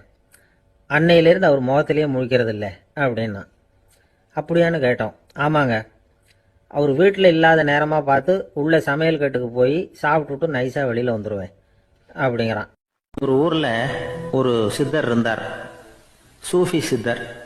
அவர் ஞானம் பெற்ற ஒரு சித்தர். ஒரு நாள் அந்த நாட்டு மன்னன் அவரை பார்க்கறதுக்காக வந்தான். என்ன வேணும் உனக்குன்னு கேட்டார். நான் கடவுளை பார்க்கணும், அதுக்கு நீங்கள் தான் உதவி பண்ணணும் அப்படின்னா அவன். சித்தர் கொஞ்சம் யோசனை பண்ணார். சரி, போயிட்டு நாளைக்கு வாடினார். அதே மாதிரி மன்னன் போயிட்டு அடுத்த நாள் வந்தான். இங்கே நீ என்னோட ஒரு வாரம் தங்கியிருக்க வேண்டியிருக்கும்னார். சரின்னா ஒரு பிச்சை பாத்திரத்தை தூக்கி கையில் கொடுத்தார். அவனுக்கு ஒன்றும் புரியல, இருந்தாலும் வாங்கிட்டான். வாங்கிட்டு இதை என்ன செய்யணும் அப்படின்னு கேட்டான். இதை ஒன்றும் செய்ய வேணாம், இதை எடுத்துக்கிட்டு பக்கத்தில் உள்ள கிராமங்களுக்கு போ, வீடு வீடாக பிச்சை எடுத்துக்கிட்டு வா. அப்படி வந்த பிறகு தான் உனக்கு சாப்பாடும் ஓய்வும் கிடைக்கும். ஒரு வாரம் இப்படி செய், அதுக்கப்புறம் 8வது நாள் நாம் கடவுளை பற்றி யோசிக்கலாம் அப்படின்னார். இப்படி ஒரு சொன்னதை கேட்டதும் அந்த அரசனுக்கு அதிர்ச்சி ஆயிட்டுது. ஒரு மாதிரி ஆயிட்டான். தன்னுடைய சொந்த நாட்டில் சொந்த குடிமக்கள்கிட்ட போய் பிச்சை எடுக்கிறதா அப்படின்னு யோசனை பண்ணி பார்த்தான். அதுக்கப்புறம் மெதுவாக அவன் அந்த சித்தரை பார்த்தான். ஐயா, சொந்த நாட்டிலேயே பிச்சை எடுக்கிறதுன்னா எனக்கு ஒரு மாதிரியாக இருக்குது, வெக்கமாக இருக்குது. நான் வேணும்னா வெளி தேசத்தில் எங்கேயாவது போய் பிச்சை எடுக்கவா அப்படின்னு கேட்டான். இதுக்கு அந்த சித்தர் ஒரு சம்மதிக்கலை. இதை பாரு, உன்னால் பிச்சை எடுக்க முடியலன்னா பேசாமல் திரும்பி அரண்மனைக்கே போயிடு. அதுக்கப்புறம் கடவுளை பற்றிலாம் பேசுறதுக்கு என்னை தேடிட்டு வரக்கூடாது அப்படின்னு விட்டார். மன்னன் தயங்கினான். இருந்தாலும் மனசை சரி பண்ணிட்டு சம்மதிச்சான். சரிங்க, ஒரு வாரம் இங்கே தங்குறேன், நீங்கள் சொல்கிறது மாதிரி பக்கத்து கிராமங்களுக்கு போகிறேன், வீடு வீடாக பிச்சை எடுக்கிறேன், வர்றேன் அப்படின்னா. ஒரு வாரம் தெரு தெருவாக பிச்சை பாத்திரத்தோடு அலைஞ்சான். சொந்த ஊரில் சொந்த குடிமக்கள்கிட்ட பிச்சை எடுத்தான். 7 நாள் முடிஞ்சது. 8வது நாள் அந்த சித்தர் மன்னனை கூப்பிட்டார். இப்படி வாழ்னார். வந்தான். இனிமே நீ கடவுளை பற்றி என்கிட்ட கேட்கலாம்னார். இனிமே கேட்கறதுக்கு ஒன்றுமே இல்லை சுவாமின்னா இவன். ஒரு வார காலம் பிச்சை எடுத்த பிறகுதான் கடவுளை காண முடியும் அப்படின்னு நான் கனவு கூட காணவில்லைன்னா. அப்படின்னா நீ பிச்சை எடுத்த காலத்தில் அப்படி என்னதான் நடந்தது அப்படின்னு கேட்டார் அவர். சுவாமி, ஒரு வார காலம் பிச்சை எடுத்ததில் என்னுடைய ஆணவம் அழிஞ்சுட்டுது.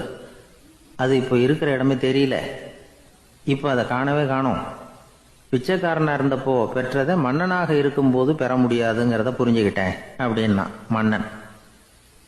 அடக்கம் பிறந்தவுடன் தெய்வீக கதவுகள் திறந்து கொள்ளுகின்றன அப்படிங்கிறார் ஓஷோ.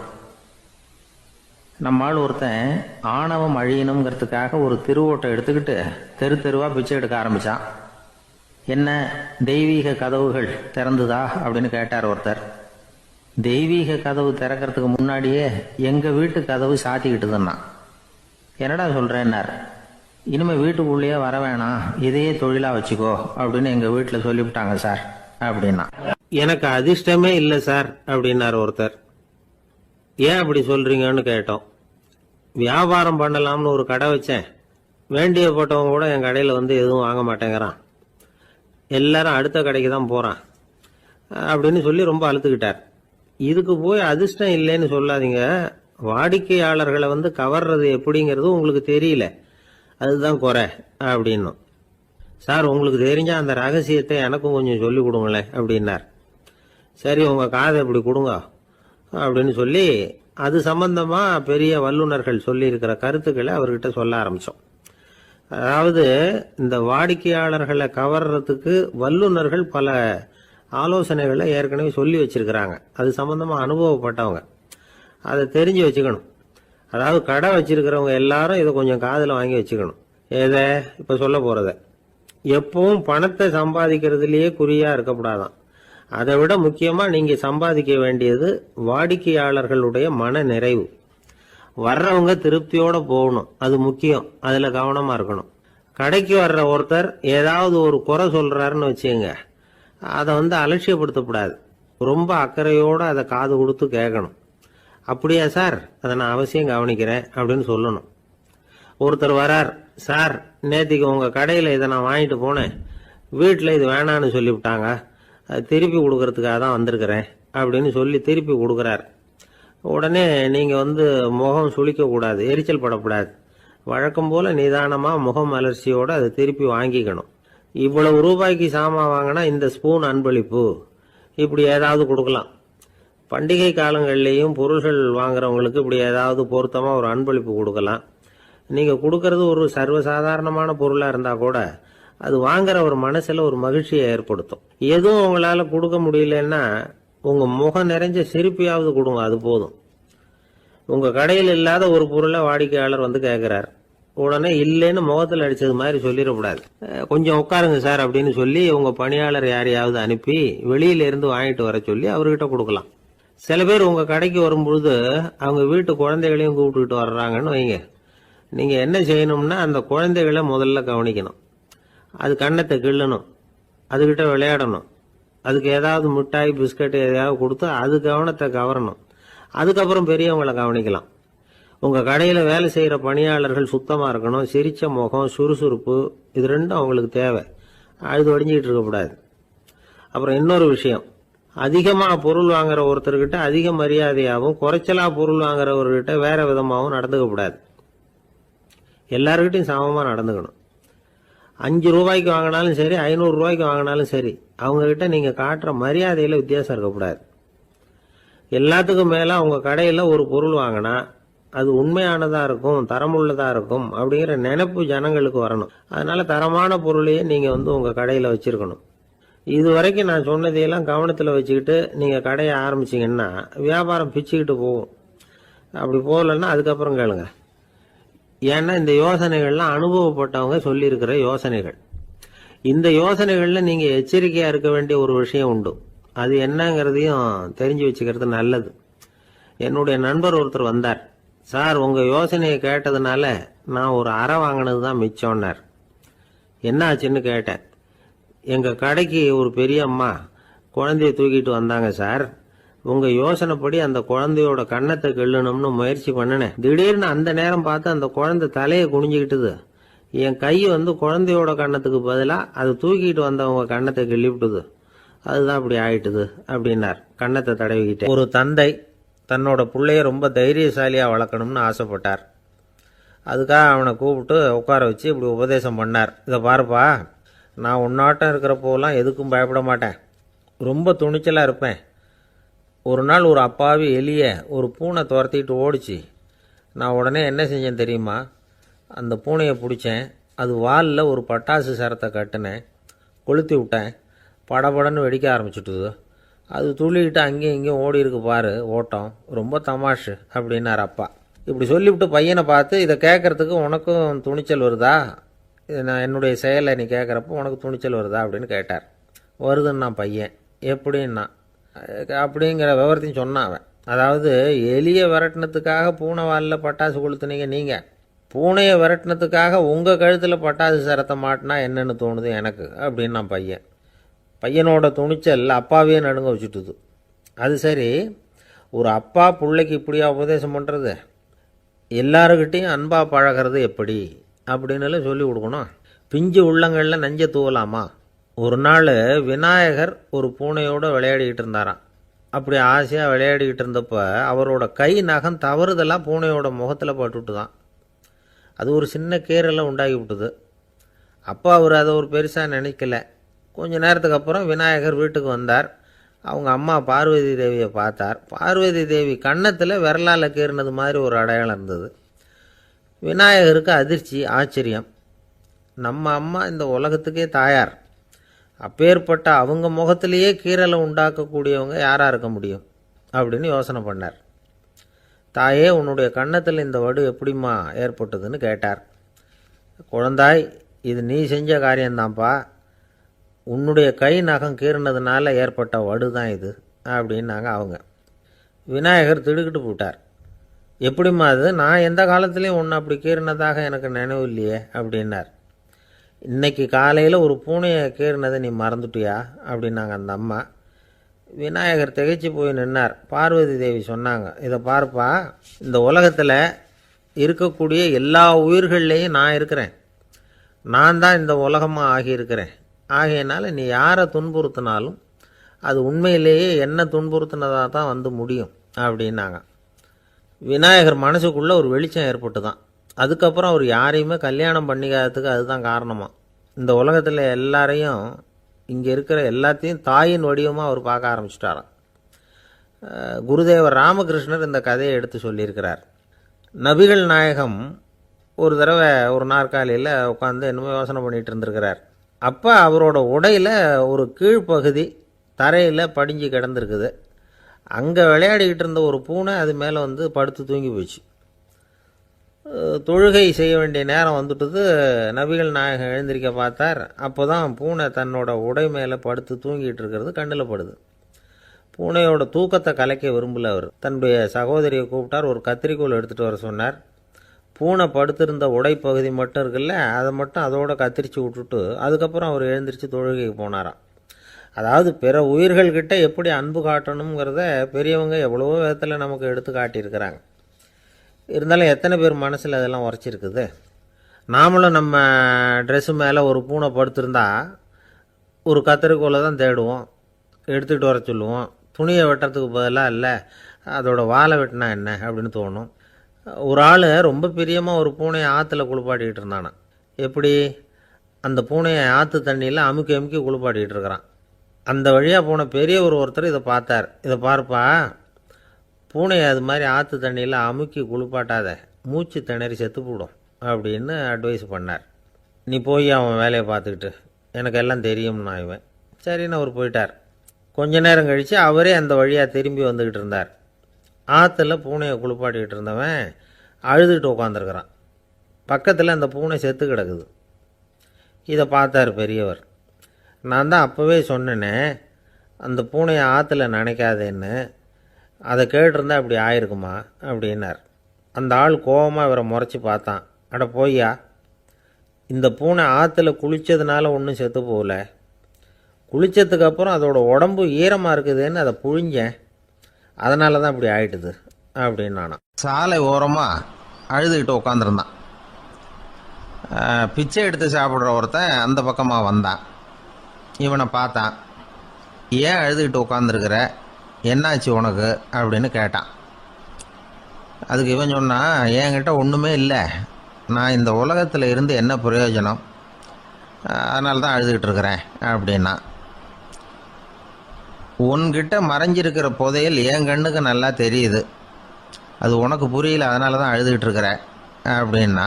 என்னது, புதையல் இருக்குதா, உன் கண்ணுக்கு தெரியுதா அப்படின்னு கேட்டான். ஆமாம், எனக்கு தெரியுது, அந்த புதையலை நீ விற்கிறதுக்கு தயாராக இருக்கிறியா அப்படின்னு கேட்டான் இவன். இதை கேட்டதும் அந்த இளைஞனுக்கு ரொம்ப ஆச்சரியமாக போச்சு. என்னது இப்படி கேட்குறானே அப்படின்னு. என்கிட்ட ஒரு காசு கூட இல்லையே, அப்படி இருக்கிறப்போ புதையல் எங்கேருந்து வந்தது அப்படின்னா. இந்த நேரத்தில் அந்த பிச்சைக்காரன் சிரித்தான். இப்படி தான் இந்த உலகத்தில் எல்லாரும் சொல்லிகிட்டு இருக்கிறாங்க, என்கிட்ட ஒன்றுமே இல்லை ஒன்றுமே இல்லைன்னு சொல்லி. ஆனால் அவங்கக்கிட்ட தான் புதையல் இருக்குது, நீ வேணும்னா என் கூட வா, நம்ம நாட்டு அரசர்கிட்ட போவோம். உங்ககிட்ட இருக்கிற புதையலை அவர் நல்ல விலைக்கு எடுத்துக்குவார் அப்படின்னா. அது எப்படி உனக்கு தெரியும்னா, இதுக்கு முன்னாடியும் இது மாதிரி பல பேரை நான் வந்து ராஜா கிட்ட அழைச்சிட்டு போயிருக்கிறேன். அதனால தான் உன்னை பார்த்தேன், உன்னையும் கூப்பிடுறேன். நீ சரின்னு சொன்னால் உன்னை அழைச்சிட்டு போகிறேன். உங்ககிட்ட இருக்கிற புதையலை அவர் நல்ல விலை கொடுத்து எடுத்துக்குவார் அப்படின்னு சொன்னான். இவன் இப்படி சொல்கிறதும் அந்த இளைஞனுக்கு ஒன்றுமே புரியல. இது என்னது இந்த ஆள் இப்படி சொல்லிக்கிட்டு இருக்கிறான், நம்மக்கிட்ட என்ன இருக்குது, அதுவும் இல்லாமல் இவனே பிச்சை எடுத்து சாப்பிட்டுக்கிட்டு இருக்கிறான், இவன் போய் நம்மளை ராஜா கிட்ட அழைச்சிட்டு போகிறதா போகிறேங்கிறானே என்ன அப்படின்னு சொல்லி அவன் யோசனை பண்ணான். என்ன யோசிக்கிற, உனக்கு பணம் வேணும்னா என்னோட வா அப்படின்னா. இளைஞன் ஒரு முடிவுக்கு வந்தான். சரி, இங்கேயே உட்காந்துக்கிட்டு இருக்கிறத விட அங்கேயாவது போய் பார்ப்போமே, இங்கே அழுதுட்டு உட்காந்துருக்கிறதுல என்ன பிரயோஜனம், ஏதோ கூப்பிட்றான் போய் பார்த்துட்டு வருவோமே அப்படின்னு சொல்லி அவன் கூட புறப்பட்டான். பிச்சைக்காரன் முன்னாடி போயிட்டே இருக்கிறான், இந்த இளைஞன் பின்னாடி நடந்து போயிட்டுருக்கான். 2 பேரும் அரண்மனையை நோக்கி போகிறாங்க. பாதி வழி போயிருப்பாங்க. வழியில் அந்த பிச்சைக்காரன் சொன்னான், இதை பாரு, முன்னாடியே சில விஷயங்களை நாம் பேசிக்க வேண்டியிருக்கு. சரியாக தெளிவாக முடிவு எடுத்துக்கிட்டு அதுக்கப்புறம் ராஜாக்கிட்ட போகணும்.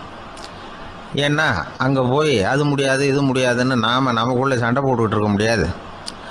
ராஜாவுக்கு விலையை பற்றி கவலையே இல்லை, எவ்வளவு சொன்னாலும் நமக்கு பணம் கிடச்சிரும். ஆனால் அதுக்கப்புறம் நான் இதை விற்கிறதுக்கு தயாராக இல்லைன்னு சொல்லிடக்கூடாது. அதனால் வந்து புதையலை விற்கிறதா இல்லையாங்கிறத இங்கேயே தெளிவாக முடிவு செஞ்சுக்கணும். இல்லைன்னா ராஜா கிட்ட போய் அங்கே போய் குழப்பிக்கிட்டு இருக்க முடியாது அப்படின்னு சொன்னான். இளைஞனுக்கு ஒன்றுமே புரியல. என்ன சொல்கிற நீ, என்கிட்டயா புதையலா, எங்கே இருக்குது அப்படின்னு சொல்லி குழம்பி போனான். இப்போது அந்த பிச்சைக்காரன் சொன்னான், இதை பாரு, இப்போ உதாரணத்துக்கு உன்னுடைய கண்களை எடுத்துக்கோ, அதுக்கு நீ என்ன விலை கேட்டுற போகிற, நான் வந்து அதுக்கு ராஜா கிட்ட இருந்து ஒரு 50,000 ரூபா வாங்கி தர முடியும்.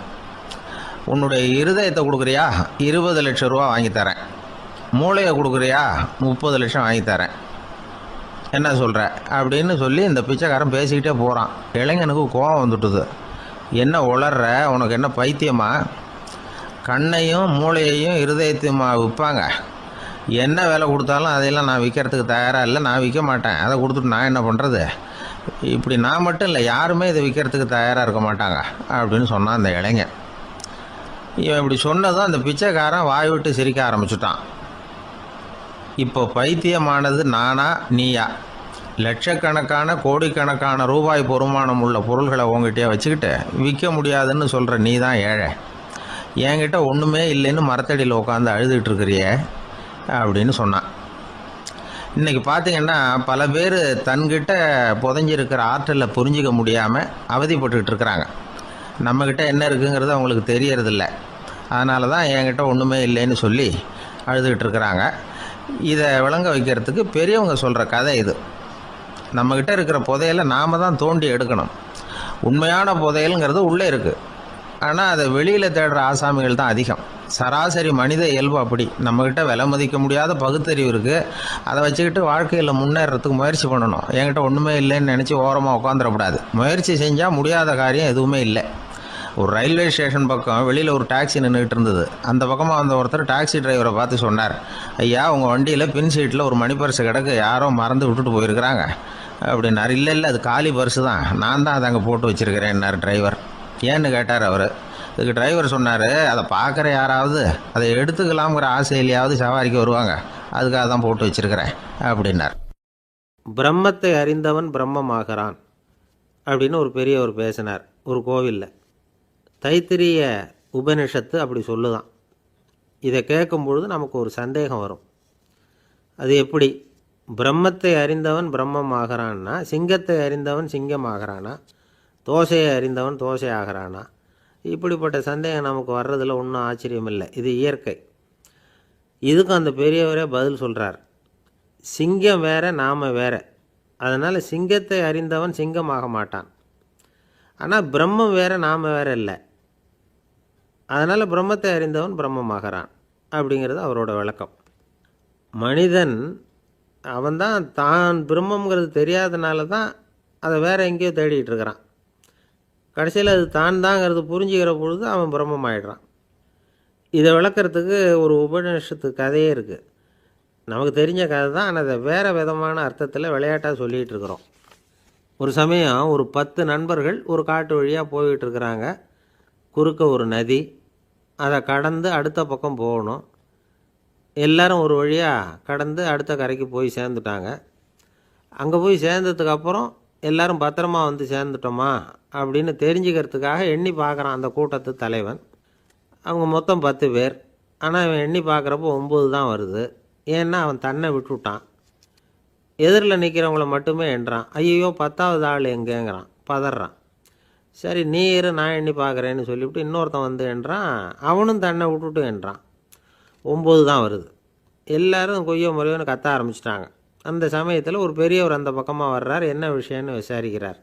10வது ஆளை 6 அடிச்சுட்டு போட்டுது அப்படின்னு சொல்லி இவங்க அழறாங்க. சரி அழாதீங்க அப்படின்னு சொல்லி அந்த தலைவனை பார்த்து இப்படி வாங்குறார். வர்றான். இப்போ எனக்கு முன்னாடி ஒரு தரம் எண்ணு பார்க்கலாம்ங்கிறார். 1 2 3ன்னு ஆரம்பித்து 9ல் வந்து முடிக்கிறான். உடனே பெரியவர் நீ தான் அந்த 10வது ஆள் அப்படிங்கிறார். இது உண்மை. நாம தான் அது. நாம தான் நம்மளை வேற எங்கேயோ தேடிட்டு இருக்கிறோம். நாம் எங்கேயோ தேடிட்டு இருக்கிறோமே, அந்த பிரம்மம் நாம தான். இப்படி ஒரு பெரிய உண்மையை விளக்கிறதுக்காக தான் அப்படி ஒரு கதை சொல்லப்பட்டது. ஆனால் அதை வந்து நாம் வேறு விதமாக வேடிக்கையாக உபயோகப்படுத்திக்கிட்டு இருக்கிறோம். எப்படி தெரியுமா? ஒரு ஆத்தங்கரையில் ஒரு 10 பேர் முழிச்சுக்கிட்டே நின்றுக்கிட்டு இருந்தாங்களாம். அந்த பக்கமாக வந்த ஒருத்தன் ஏன் இப்படி முழிச்சுக்கிட்டு நிற்கிறீங்கன்னு கேட்டிருக்கிறான். எங்களுக்கு நீச்சல் தெரியாது, நாங்கள்லாம் அடுத்த கரைக்கு போய் சேரணும் அப்படின்னு நாங்களாம். சரி நான் கொண்டுட்டு போய் விடுறேன். எல்லாரும் அக்கறைக்கு போய் சேர்ந்த உடனே ஆளுக்கு ₹1 வீதமாக மொத்தம் ₹10 எனக்கு கொடுக்கணும் அப்படின்ட்டுருக்கான் இவன். சரின்னு ஒத்துக்கிட்டாங்க. இவன் ஒவ்வொருத்தராக கையை பிடிச்சி மெதுவாக ஆற்றுல இறக்கி அழைச்சிட்டு போயிட்டான். 9 பேரை கரை சேர்த்துட்டான். 10வது ஆள் பாதி ஆற்றுல போயிட்டு இருக்கிறப்போ திடீர்னு வெள்ளம் வந்துட்டுது. புடி நழுவி போச்சு. கையை விட்டுட்டான். வெள்ளம் அடிச்சிட்டு போட்டுது. அழைச்சிட்டு வந்தவன் நீச்சல் அடித்து தடுமாறி கரைக்கு வந்து சேர்ந்துட்டான். கரையில் இருந்தவங்களுக்கு இந்த விஷயம் தெரியாது. இருந்தாலும் இவன் உடம்பு பூரா நனைஞ்சி கொஞ்சம் அதிகமாக மூச்சு வாங்க நின்றுக்கிட்டு இருந்தானா, ஏங்க ஏன் இப்படி மூச்சு வாங்குது, என்ன விஷயம் அப்படின்னு கேட்டாங்களாம். அதுக்கு இவன் கொஞ்சமாக அலட்டிக்காமல் சொன்னானா, வேற ஒன்றும் இல்லை, நீங்கள் கொடுக்க வேண்டிய ₹10ல் ₹1 குறைஞ்சி போச்சு அவ்வளவுதான் அப்படின்னானா. இந்த உலகத்தில் உண்மையாகவே வேதாந்தம் பேசுகிறவங்களும் உண்டு. உள்ளுக்குள்ளே வேற மாதிரி இருந்துக்கிட்டு வெளியில் வேதாந்தம் பேசுகிறவங்களும் உண்டு. ஒரு ஆள் இருந்தார். அவரும் ஒரு கடை வச்சு வியாபாரம் பண்ணிக்கிட்டு இருந்தார். மகா கஞ்சன். யாருக்கும் எந்த உதவியும் செய்ய மாட்டார். எச்சில் கையென்ன ஈர கையை கூட உதற மாட்டார். அப்படிப்பட்ட மனுஷன். அந்த ஊருக்கு ஒரு முனிவர் வந்துக்கிட்டு இருந்தார். வருஷத்துக்கு ஒரு தடவை வருவார். ஒரு நாள் 2 நாள் இருப்பார், அப்புறம் போயிடுவார். அந்த முனிவர் வர்றப்போலாம் இந்த ஆள் எழுந்திரிச்சு ஓடி போய் அவரை வரவேற்பான். ரொம்ப பெரிய வேதாந்தி மாதிரி அவர்கிட்ட பேசிக்கிட்டு இருப்பான். காயமே இது பொய், வெறும் காற்றடைத்த பையும்மா, தர்மம் தலைகாக்கும்மா. பணம் என்ன சார் பணம், இன்னைக்கு ஒருத்தன் கையில் இருக்கும், நாளைக்கு ஒருத்தன் கையில் இருக்கும், எல்லாம் மாயம். எனக்கு தான் இன்னமும் இந்த சம்சார பந்தத்திலிருந்து விடுபடுறதுக்கு நேரம் வரலேம்மா. அந்த முனிவரும் இந்த ஆள் இப்படி சொல்கிறத கேட்ட உடனே, ஏப்பா அப்படி சொல்கிற, இப்போ கூட நீ சரின்னு சொல்லு, உனக்கு தீட்சை கொடுத்து இதிலிருந்து விடுபடுற ஞானத்தை போதிக்கிறேன் பார். உடனே அந்த ஆள் என்ன சொல்லுவான் தெரியுமா? ஐயோ சாமி, இப்போ அது எப்படிங்க முடியும், பிள்ளைங்கள்லாம் சின்ன சிறுசுங்க, அதுகளுக்கெல்லாம் ஒரு கல்யாணம் காட்சின்னு செஞ்சு கடமையை முடிச்சுட்டா நீங்கள் சொல்கிறபடி செஞ்சு விடலாம்மா. சரி இன்னும் முனிவர் போயிடுவார். அடுத்த வருஷம் வருவார். இவன் வழக்கம் போல் வேதாந்தம் பேசுவான். சரி தீட்சை கொடுக்குறேன் வா அம்பார். பேரம் பேத்தியை பார்க்கணும், கோர்ட்டில் கேஸ் ஒன்று இருக்குது, அது முடியணும் அப்படின்னு தயங்க ஆரம்பிச்சிருவான். எல்லாம் சொல்லுவான், ஆனால் குடிக்கிறதுக்கு தண்ணி கூட கொடுக்க மாட்டான். ரொம்ப வருஷம் கழித்து மறுபடியும் ஒரு நாள் அந்த ஊருக்கு முனிவர் வந்தார். இவன் கடைக்கும் வந்தார். அப்புறம் அங்கே கல்லாவில் நம்ம ஆள் இல்லை. அவன் புள்ள தான் உட்காந்துருக்கிறான். அப்பாவை போலவே புள்ளையும் எழுந்திரிச்சு ஓடியாந்து முனிவரை வரவேற்றான். அப்பா எங்கன்னு விசாரிச்சார் முனிவர். ஐயோ அதை ஏன் கேட்குறீங்க சாமி, உங்ககிட்ட தீட்சை வாங்கி இந்த சம்சார பந்தத்திலேருந்து விடுதலை பெறணும்னு சொல்லிக்கிட்டே இருப்பார். அது நிறைவேறாமலே போய் சேர்ந்துட்டார். போன மாதம் ஒரு நாள் திடீர்னு நெஞ்சு வலிக்குதுன்னார், அவ்வளோதான் போட்டுன்னு போயிட்டார் அப்படின்னு புலம்புனான் பையன். இதை கேட்டதும் முனிவர் சிரிச்சாரான். அவன் எங்கடா போவான், உன் அப்பா எங்கேயும் போகல, இதோ வாழை ஆட்டிக்கிட்டு உன் காலடியிலே இருந்துகிட்டு இருக்கான் பார் அப்படின்னு சொல்லி அங்கே நின்றுக்கிட்டு இருந்த ஒரு நாயை சுட்டி காட்டினாரான். என்ன சாமி சொல்கிறீங்க அப்படின்னு ஆச்சரியமாக கேட்டிருக்கான் பையன். உடனே முனிவர் அந்த நாயோட தலையில் ஒரு தட்டு தட்டி பேசுகிறா அப்படின்னாரான். உடனே அந்த நாய் வந்து வேதாந்தம் பேச ஆரம்பிச்சுட்டு தான். காயமே இது போய் வெறும் காற்றடைத்த பை அப்படின்னு தான். முனிவர் சொன்னார், அடே இப்போவும் ஒன்றும் கெட்டு போகல, நீ விரும்புனா சொல்லு, உனக்கு தீட்சை கொடுத்து என் பின்னாடியே அழைச்சிட்டு போயிடுறேன், அங்கே அழைச்சிட்டு போய் உனக்கு ஞானத்தை போதிக்கிறேன், வர்றியா அப்படின்னு கேட்டிருக்காரு.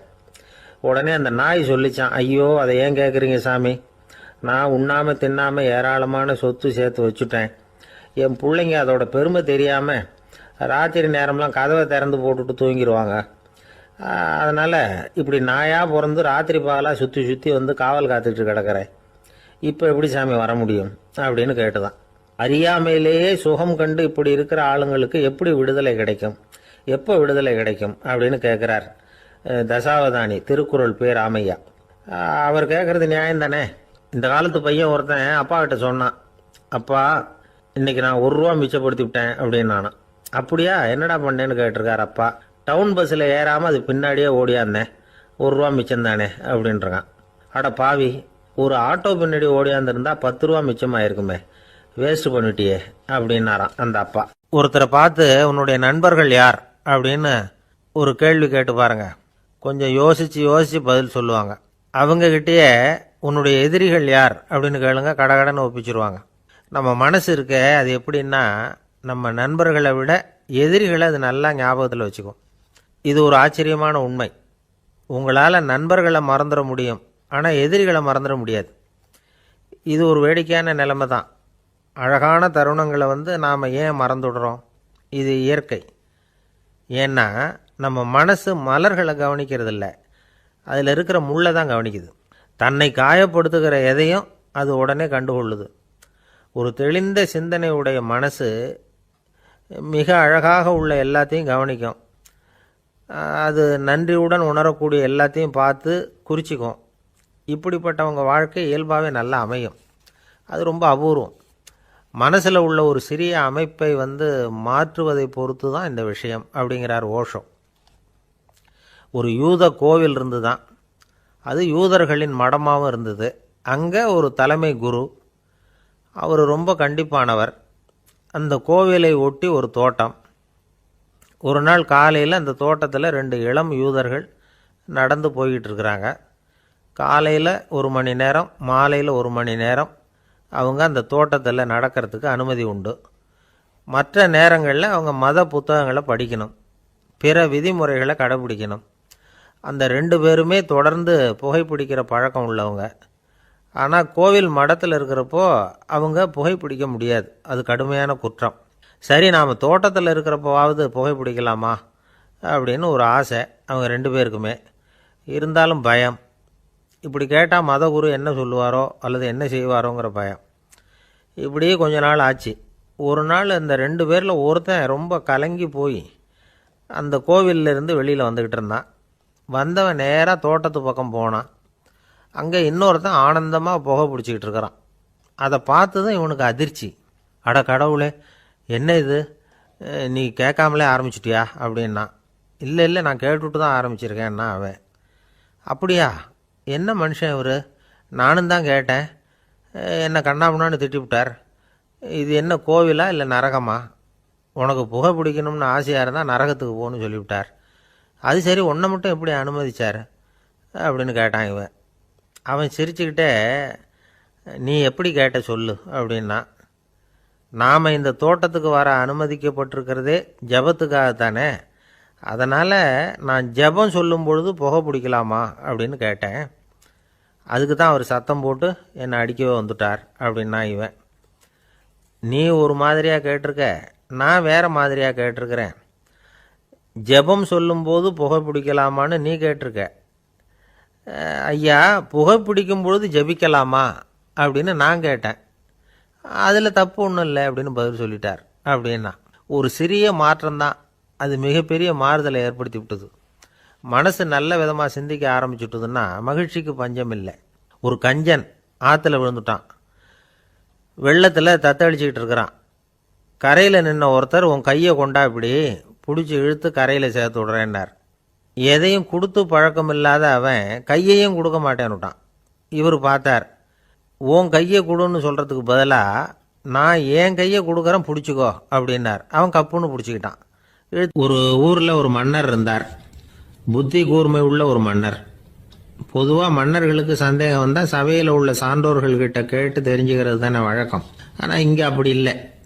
மற்றவங்களுக்கு சந்தேகம் வந்தால் மன்னர்கிட்ட வந்து கேட்டு தெரிஞ்சுக்குவாங்க. அது மாதிரி கேட்டு தெரிஞ்சுக்கிறதுக்காக ஒரு பெரியவர் ஒரு நாள் வந்தார். அவர் கையில் 3 பொம்மைகள் வச்சுருந்தார். 3 ஒரே மாதிரி பொம்மைகள், கொஞ்சம் கூட வித்தியாசம் தெரியல. ஏது இந்த பொம்மைன்னு கேட்டார் மன்னர். எனக்கு வேண்டியப்பட்ட ஒருத்தங்கிட்ட இருந்து இதை வாங்கிட்டு வந்திருக்கிறேன். நான் தான் அவன்கிட்ட இந்த பொம்மையை செஞ்சு கொடுக்கும்படியா கேட்டுக்கிட்டேன். அவன் ரொம்ப புத்திசாலி, அவன் தான் இதை செஞ்சு கொடுத்தான். ஆனால் அதில் ஒரு சிக்கல் அப்படின்னார். என்ன பிரச்சனைன்னு கேட்டிருக்காரு இவர். நான் அவன்கிட்ட கேட்டது 3 விதமான பொம்மைகளாக இருக்கணும்னு கேட்டேன்.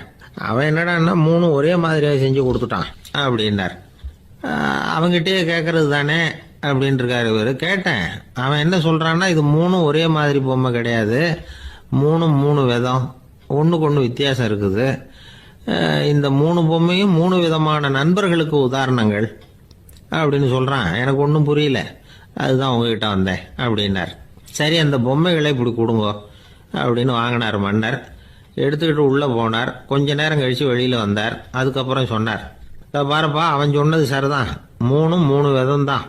இது இருக்குதே முதல் பொம்மை, இது உத்தமமான நண்பனுக்கு உதாரணம். இந்த 2வது பொம்மை இது மத்தியமமான நண்பனுக்கு உதாரணம்.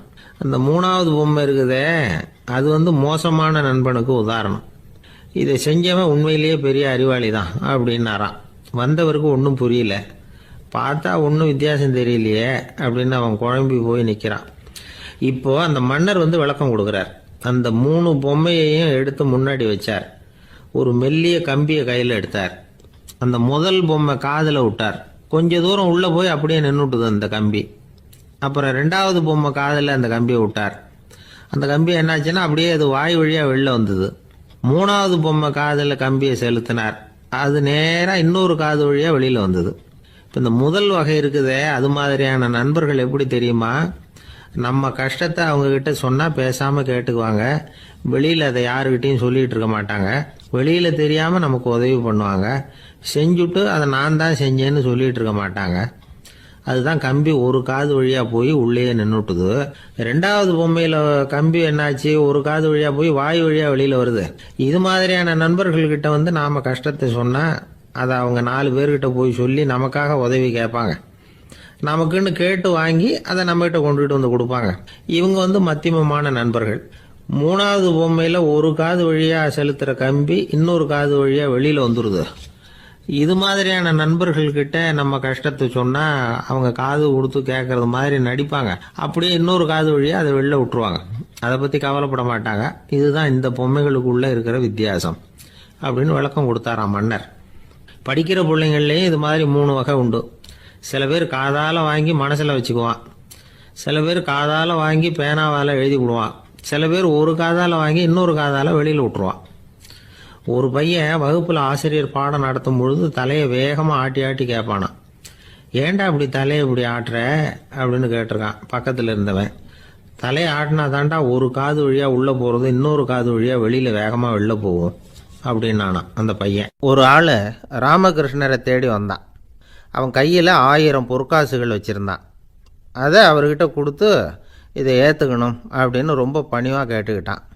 அவர் பார்த்தார், இது எனக்கு தேவையில்லை, ஆனாலும் உன்னுடைய மனசை புண்படுத்துறதுக்கு நான் விரும்பலை, அதனால் நீ கொடுக்குறத வாங்கிக்கிறேன்னார். வாங்கிக்கிட்டார். அப்புறம் கேட்டார், இதை பாரு, இனிமேல் இதெல்லாம் என்னுடையது தானே அப்படின்னார். ஆமாம், அதையெல்லாம் நான் உங்களுக்கே கொடுத்துட்டேன்னா அவன். சரி, இப்போ நீ எனக்காக ஒரு காரியம் பண்ணணும்னார். என்ன செய்யணும்னு சொல்லுங்கன்னா, இந்த நாணயங்களையெல்லாம் எடுத்துக்கிட்டு போய் கங்கை நதியில் எரிஞ்சுட்டு வா அப்படின்னார். இவனுக்கு அதிர்ச்சியாக போச்சு. என்ன பண்ணுறது, இனிமேல் அது முடியாதுன்னு சொல்ல முடியாது. ஏன்னா அந்த நாணயங்களையெல்லாம் அவருக்கே கொடுத்துட்டான். இனிமேல் அதெல்லாம் இவனுடையது இல்லை. பேசாமல் அவ்வளவையும் அள்ளிக்கிட்டு ஆத்தங்கரைக்கு போனான். போனவன் ரொம்ப நேரம் திரும்பியே வரல.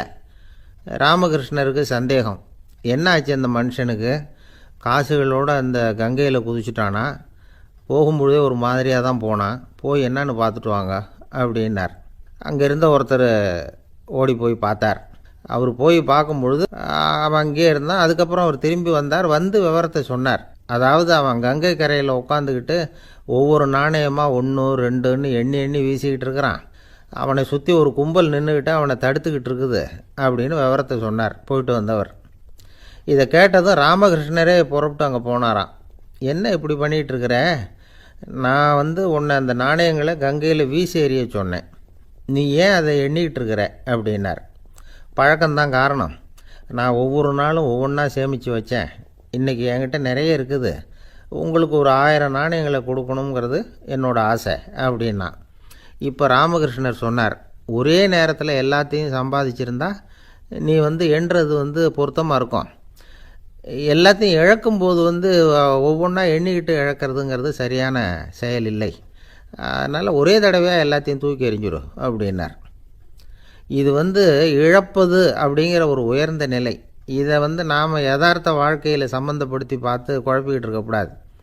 இழக்கிறேன்னு சொல்லிக்கிட்டு இருக்கிற காசையெல்லாம் ஆற்றுலையும் குளத்துலையும் கொண்டு போய் எரிஞ்சிட்டு வாங்க அப்படின்னு உபதேசம் பண்ணுறதாக யாரும் நினச்சிடக்கூடாது. இதில் நாம் புரிஞ்சிக்க வேண்டியது என்னென்னா, எதையாவது ஒன்றை இன்னொருத்தருக்கு கொடுக்கணும் அப்படின்னு விருப்பப்பட்டால் அதை மனப்பூர்வமாக கொடுத்துடணும். கொடுத்துட்டு அதையே நினச்சிக்கிட்டு இருக்கக்கூடாது. நம்மால் ஒருத்தர் ஒரு 100 ரூபா நோட்டை தன்னுடைய நண்பர் ஒருத்தர்கிட்ட கொடுத்து, இது உனக்கு தான் வச்சுக்கோ அப்படின்னார். அவர் பார்த்தார், இது இனிமேல் எனக்கு தானே சொந்தம் அப்படின்னார். ஆமான்னார் அவர். அப்படின்னா எனக்காக நீ ஒரு உதவி செய்யணும்னார். சொல்லுங்கள் செய்கிறேன்னார் அவர். இந்த 100 ரூபா நோட்டை தீ வச்சு கொளுத்தி விடுன்னார். இவர் அதிர்ச்சியாகி அவரை பார்த்தார். இப்போ அவர் சொன்னார், நீ எனக்கு அன்பாக கொடுத்தது இது. இந்த நோட்டு கள்ள நோட்டுங்கிறது எனக்கு முன்னாடியே தெரியும். சீக்கிரம் கொளுத்தி விடு, அதுதான் நம்ம 2 பேருக்குமே நல்லது அப்படின்னாராம் அவர். ஒரு மாணவனை பார்த்தேன். என்ன தம்பி படிப்புலாம் எப்படி இருக்குது அப்படின்னு விசாரித்தேன். அவன் ரொம்ப அழுத்துக்கிட்டான். நான் நல்லா தான் சார் படிக்கிறேன், இருந்தாலும் புத்தியில் சரியாக ஏற மாட்டேங்குது சார் அப்படின்னா. சரி, இவனும் நம்ம ரகம்தான் அப்படின்னு சொல்லி முடிவு பண்ணிட்டோம். கல்வி கற்கக்கூடிய ஒரு மாணவன் சம்பந்தப்படுற புத்திகள் பல வகை. அதை பற்றி ஒரு பெரியவர் விளக்கி இருக்கிறார். மிருத்து புத்தின்னு ஒன்று இருக்குதான். மிருத்துன்னா மண். மண்ணால் செவுறு கட்டுறோம்ல, மண் சுவரில் ஆணி அடிக்கிறதும் சுலபம், அதை பிடுங்கி எடுக்கிறதும் சுலபம். அது மாதிரி சில பேர் குரு சொல்லி கொடுக்குறத சுலபமாக கேட்டு தெரிஞ்சு வச்சுக்குவாங்க. கொஞ்ச நேரத்தில் சுலபமாக மறந்தும் போயிடுவாங்க. இது மிருத்து புத்தின்னு பேர், மண் புத்தி. தாரு புத்தின்னு ஒன்று உண்டான். தாருன்னா மரம். அதில் பச்சை மரத்தில் ஆணி அடிக்கிறது சுலபம், ஆனால் அதை எடுக்கிறது கஷ்டம். அது மாதிரி ஆசிரியர்கிட்டேருந்து கேட்டதை கவனமாக மனசில் பதிய வச்சுக்கிட்டு அதை மறக்காமல் இருக்கிறது தாரு புத்தி. பட்டை மரமாக இருந்தால் அதில் ஆணி அடிக்கிறதும் கஷ்டம், அடிக்கிற ஆணியும் சீக்கிரம் நழுவிடும். அது மாதிரி கேட்குற விஷயம் மனசில் பதியறதும் கஷ்டம். அப்படியே பதிஞ்சாலும் அது நீடிச்சு இருக்கிறதும் கஷ்டம், கொஞ்ச காலத்தில் மறந்துடும். இன்னொரு வகை புத்தி ஒன்று உண்டு. அதுக்கு பேர் சிலா புத்தின்னு பேர். சிலான்னா கல். ஒரு கருங்கல்லில் 4 துளையை போட்டு ஒரு துளையில் உளியை வச்சு அடித்தா மற்ற துளை வழியாகவும் பிளந்து கல் 2 ஆகிடும். அது மாதிரி சந்தியான இடங்களில் குறிப்பாக ஒரு பொருளை சொன்னால் அதை வச்சுக்கிட்டு மற்றதையும் தெரிஞ்சுக்கிறது, அது சிலா புத்தின்னு பேர். வேணு புத்தின்னா என்ன தெரியுமா? வேணுன்னா மூங்கில். மூங்கில் கணுவில் ஒரு பக்கம் உளியை வச்சு அடித்தா 2 பக்கமும் பிளந்துடும். அது மாதிரி ஒரு செய்தியை கேட்டுக்கிட்டு இருக்கிறப்பவே அதோட முன்பின் தொடர்களையும் தெரிஞ்சுக்கணும், அது வேணு புத்தி. தைல புத்தின்னு ஒன்று உண்டு. தைலம்ங்கிறது எண்ணெய். தண்ணியில் ஒரு துளி எண்ணெயை விட்டால் அது தண்ணி பூரா பரவி போடுதில்ல, அது இப்படி பரவுறது மாதிரி ஆசிரியர் சுருக்கமாக ஒரு கருத்தை சொன்னால் அதை வச்சுக்கிட்டு பூரா விஷயங்களையும் தெரிஞ்சுக்கணும், அது தைல புத்தி. கற்பூர புத்தின்னு ஒன்று கேள்விப்பட்டிருக்கோம். அது எப்படின்னா, கற்பூரம் தீ பட்ட உடனே பிடிச்சிக்கும். ஆசிரியர் சொன்ன உடனே நுண்ணறிவோட பாடங்களை புரிஞ்சுக்கிறது இந்த வகை புத்தி. கரி புத்தின்னு ஒன்று. அது எப்படின்னா, கரியில் நெருப்பை வச்சு விசிறிய பிறகு அதுக்கப்புறம் அது கறி நெருப்பாகும். அது மாதிரி காலம்பரை சாயந்தர வேலைகளில் ஆசிரியர் பாடம் சொல்லி கொடுப்பார், அதை கொண்டு புரிஞ்சுக்கிறது இந்த வகை. கதலித்தண்டு புத்தின்னு ஒன்று சொல்லுவாங்க. கதலிங்கிறது வாழை மரம். வாழைத்தண்டில் தீ வைக்கிறது எவ்வளவு சிரமமோ அவ்வளவு சிரமத்தோடு கல்வி கற்கிறது கதலித்தண்டு புத்தி. இதை தவிர இன்னும் சில வகையான மாணவர்களை கூட அடையாளம் காட்டுறாங்க. ஆசிரியர் சொன்னதில் நல்லதை மட்டும் எடுத்துக்கிறவன் அன்னம். ஆசிரியர் கிடைச்ச இடத்துல பாடத்தை கேட்டுக்கிட்டு பிறகு தனியாக உட்காந்து சிந்திக்கிறவன் பசு. பசுமாடு அப்படி தானே, புல் கண்ட இடத்துல மேயும், அதுக்கப்புறம் நிதானமாக அசை போட்டுக்கும். ஆசிரியர் சொன்னதை தவிர வேறு எதையும் சொல்ல முடியாதவன் கிளி. பல இடங்களில் பாடங்கள் கேட்டு கடைசியில் ஒன்றும் புரியாமல் போகிறவன் ஆடு. ஆடு ஒரு செடியில் வயிறார மேயாது, ஒரே செடியில். இக்கரைக்கு அக்கறை பச்சைன்னா அங்கேயும் இங்கேயும் அலைஞ்சிக்கிட்டே இருக்கும். சில பேருக்கு எருமைன்னு பேர். எருமை எப்படின்னா, குளத்து நீரை கலக்கி தான் குடிக்கும். அது மாதிரி ஆசிரியர் மனசை நோக செய்து பயில்கிற மாணவர்கள்லாம் இந்த ரகம். இவ்வளவுலாம் இருந்தாலும் இந்த காலத்து மாணவர்கள்லாம் ஒரு தனி ரகம். ஒரு ஆசிரியர் வகுப்புல பாடம் நடத்திக்கிட்டு இருந்தார். இலக்கண வகுப்பு. இறந்த காலம், நிகழ்காலம், எதிர்காலம், past tense, present tense, future tense, இதை பற்றிலாம் பாடம் நடத்துகிறார். எல்லாம் சொல்லி கொடுத்துட்டு இப்போ நான் ஒரு வாக்கியம் சொல்லுவேன், அது என்ன காலம் அப்படிங்கிறத நீங்கள் சொல்லணும்னார் ஆசிரியர். சரி, நாங்கள் மாணவர்கள்லாம், நான் நாளைக்கும் பாடம் நடத்தப் போகிறேன், இது என்ன காலம் அப்படின்னு கேட்டார் ஆசிரியர். அதாவது நான் நாளைக்கும் பாடம் நடத்தப் போகிறேன், இந்த வாக்கியம் என்ன காலம்னு கேட்டார். ஒரு பையன் மெதுவாக எழுந்திரிச்சு சொன்னான், இது எங்கே போதாத காலம் சார் அப்படின்னு சொல்லிவிட்டு உட்காந்துட்டானா. எங்கே போயிட்டு வரீங்க அப்படின்னு கேட்டேன். எனக்கு வேண்டப்பட்ட ஒருத்தரை பார்த்து. ஆஸ்பத்திரிக்குன்னார். எந்த ஆஸ்பத்திரிக்குன்னே? மாட்டு ஆஸ்பத்திரிக்குன்னார். என்ன விஷயம்னே? மாமனாருக்கு உடம்பு சரியில்லை, அதுதான் மாட்டு ஆஸ்பத்திரிக்கு போயிட்டு வரேன்னார். அட பாவி, அதுக்கு அந்த ஆஸ்பத்திரிக்கா போவாங்க அப்படின்னு ஆச்சரியமா. அட அது இல்லைப்பா, முதல்ல எங்கள் குடும்ப டாக்டர் தான் தேடிக்கிட்டு போனேன். அவர் அந்த நேரத்தில் அவர் வளர்க்குற நாய்க்குட்டிக்கு உடம்பு சரியில்லைன்னு சொல்லி அதை தூக்கிக்கிட்டு மாட்டு ஆஸ்பத்திரிக்கு போயிட்டாராம் சொன்னாங்க. அதனால் அங்கே போய் அவரை சந்தித்து விஷயத்தை சொல்லிவிட்டு வர்றேன்னார்.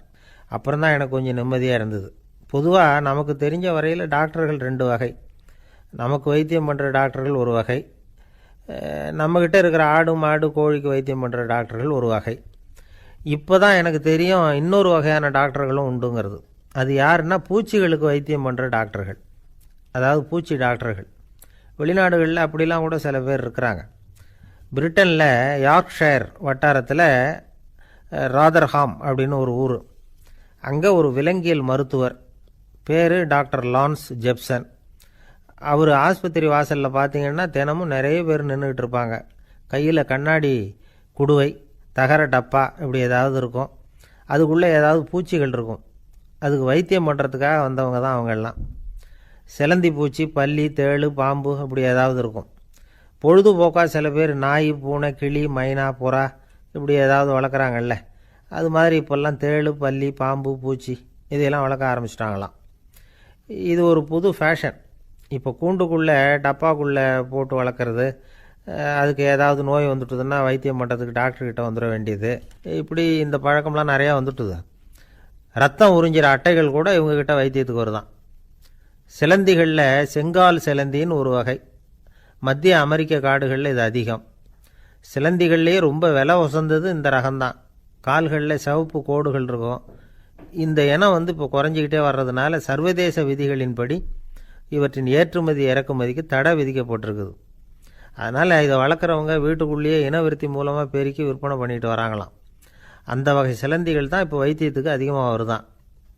சரி, இதுக்கெல்லாம் எப்படி வைத்தியம் பண்ணுறாங்க? முதல்ல அதை குளிர்பதன பெட்டியின் வழுவழுப்பான சுவரில் விட்ட உடனே அதெல்லாம் மெதுவாக இறங்கி வரும். அப்போ அதன் நோயை கண்டுபிடிக்கிறது சுலபம். அப்புறம் அதுக்கு கிருமிகளை கொல்லக்கூடிய மருந்துகளையோ வலி நிவாரண மருந்துகளையோ கொடுப்பாங்க. கால் உடைஞ்ச சிலந்திகளுக்கு பசையை கொண்டு ஆப்ரேஷன் பண்ணுவாங்க. சில சிலந்திகளுக்கு உடைஞ்ச காலை எடுத்துட்டா புதிய கால் வளர்ந்துடும். சிலந்திகளை மனிதர்கள் கையில் எடுக்கிறப்போ அது பயந்து போய் கீழே குதிக்குது. அதனால் கால் உடஞ்சி விடுது, இல்லைன்னா வயிறு சேதமடையுது.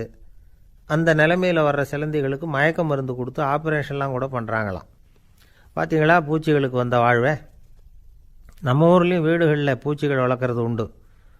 ஒருத்தர் வந்தார், எனக்கு 3000 கரப்பாம்பூச்சி அவசரமாக தேவைப்படுது, எங்கே கிடைக்கும்னு கேட்டார். கரப்பாம்பூச்சியா, அது என்னத்துக்குன்னு கேட்டோம். அது வேறு ஒன்றும் இல்லை, நான் குடியிருக்கிற வாடகை வீட்டை காலி பண்ண போகிறேன். வீட்டு சொந்தக்காரர் என்ன சொல்கிறாருன்னா, இந்த வீட்டுக்கு நான் குடி வந்தப்போ எப்படி இருந்ததோ அதே நிலைமையில் விட்டுட்டு போகணும்னு வீட்டுக்காரர் சொல்லியிருக்கிறார், அதனால தான் கேட்டேன் அப்படின்னார். ஒருத்தர் சிகரெட்டும் கையுமா வந்தார். சார், இந்த புகைப்பிடிக்கிற பழக்கத்தை நிறுத்தி போடணும்னு தான் பார்க்குறேன், முடியலன்னார். புகைப்பிடிக்கிறத நிறுத்துறது ரொம்ப சுலபம் சார் அப்படின்னார் இன்னொருத்தர். எப்படி சொல்கிறீங்கன்னு கேட்டார் அவர். நான் கூட ஏற்கனவே 10 தடவை அந்த பழக்கத்தை நிறுத்தி இருக்கிறேன் சார் அப்படின்னார் இவர். இதுலேருந்து என்ன தெரியுது? புகைப்பழக்கத்தை திடீர்னு விட்டு விடுறதுங்கிறது ரொம்ப கஷ்டம்னு தெரியுது. இருந்தாலும் இது சம்பந்தமான ஆராய்ச்சி, அனுபவம், இது ரெண்டையும் அடிப்படையாக வச்சு சில வழிமுறைகளை சொல்கிறாங்க. அதாவது புகைப்பிடிக்கிறத நிறுத்துறதுக்கு 10 வழிகள் உண்டு அப்படின்னு சொல்கிறாங்க. அது என்னங்கிறது தெரிஞ்சுக்கிட்டா உபயோகப்படுதான்னு பார்க்கலாமே. முதல் கருத்து என்னன்னா, கொஞ்ச நாளைக்கு புகைப்பிடிக்கிற நண்பர்களை விட்டு விலகி இருக்கணும். இதனால் புகைப்பிடிக்கிற ஆசை குறையும். அந்த பழக்கத்தை மறுபடியும் ஆரம்பிக்கப்படாதுங்கிற எண்ணம் உறுதிப்படும். ரெண்டாவது கருத்து, புகைப்பிடிக்கிறதை எதிர்த்து தீவிரமாக பிரச்சாரம் செய்ய ஆரம்பிச்சிடணும். அது அடுத்தவங்களுக்கும் உபயோகப்படும், உங்களுக்கும் உபயோகப்படும். உங்கள் உள்ளுணர்வை அது தூண்டும், உங்களை உறுதி கொள்ள வைக்கும்.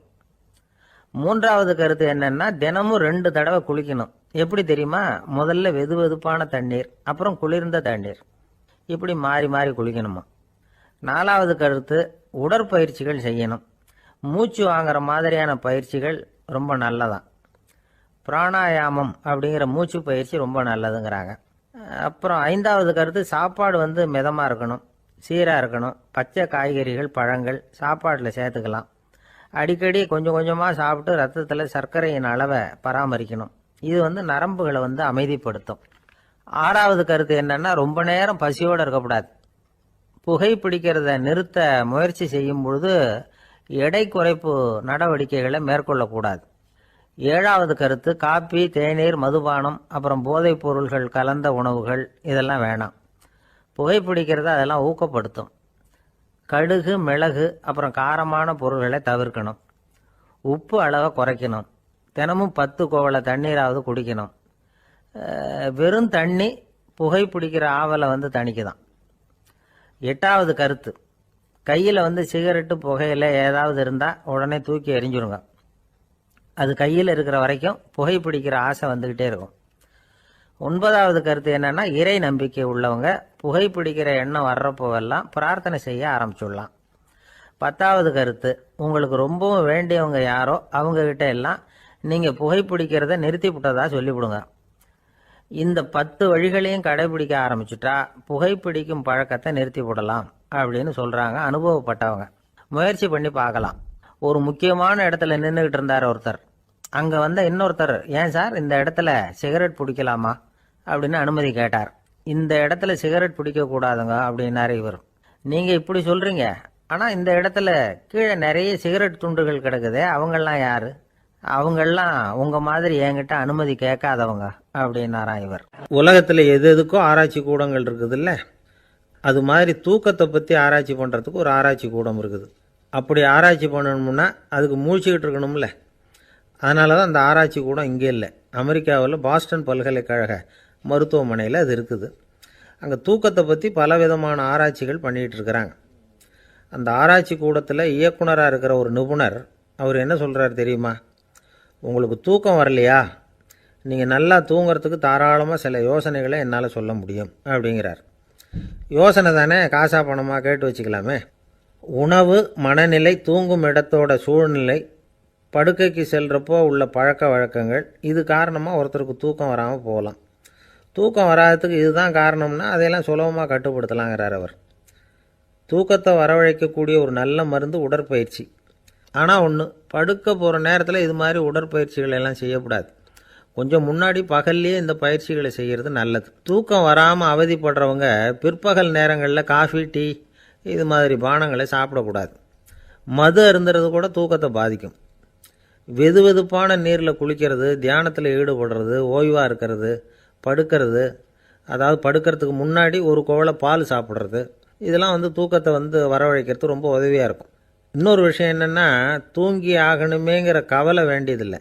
அப்படி நினச்சி கவலைப்படுறதை விட்டுடணும். தூக்கம் வரலையா, உடனே படுக்கையை விட்டு எழுந்திருக்க வேண்டியது. வெளியில் வாங்க, வேறு ஏதாவது வேலையில் ஈடுபடுங்க, கொஞ்சம் நேரம் உலாவுங்க, அல்லது ஏதாவது ஒரு புஸ்தகத்தை எடுத்து படிங்க. களைப்பு ஏற்பட்டால் மறுபடியும் படுக்கைக்கு போங்க, தூக்கம் தானாக வந்துடும். ஒரு விஷயத்தை மட்டும் நல்லா ஞாபகத்தில் வச்சுக்கணும். படுக்கைக்கு போகிறப்போ உங்கள் மற்ற எல்லா பிரச்சனைகளையும் மறந்துடணும். அது எப்படி சார் முடியும்? அந்த நேரம் தானே எல்லா பிரச்சனையும் வரிசையாக ஞாபகத்துக்கு வருது அப்படின்னு நாம் நினைக்கலாம். ஆனால் பழக்கத்தில் அதை நாம் மாற்றிக்க முடியும். கொஞ்சம் முயற்சி பண்ணணும், அவ்வளோதான். இது எல்லாமே ஆராய்ச்சி பண்ணி பார்த்துட்டு அந்த நிபுணர் சொல்கிற கருத்து தான். இன்னொரு விஷயமும் அவர் சொல்கிறார். அது என்னென்னா, உடல் கோளாறு காரணமாக தூக்கம் வராமல் அவதிப்படுறவங்களுக்கெல்லாம் இந்த யோசனைகள் சரியாக வராது அப்படிங்கிறார். அதுக்கெல்லாம்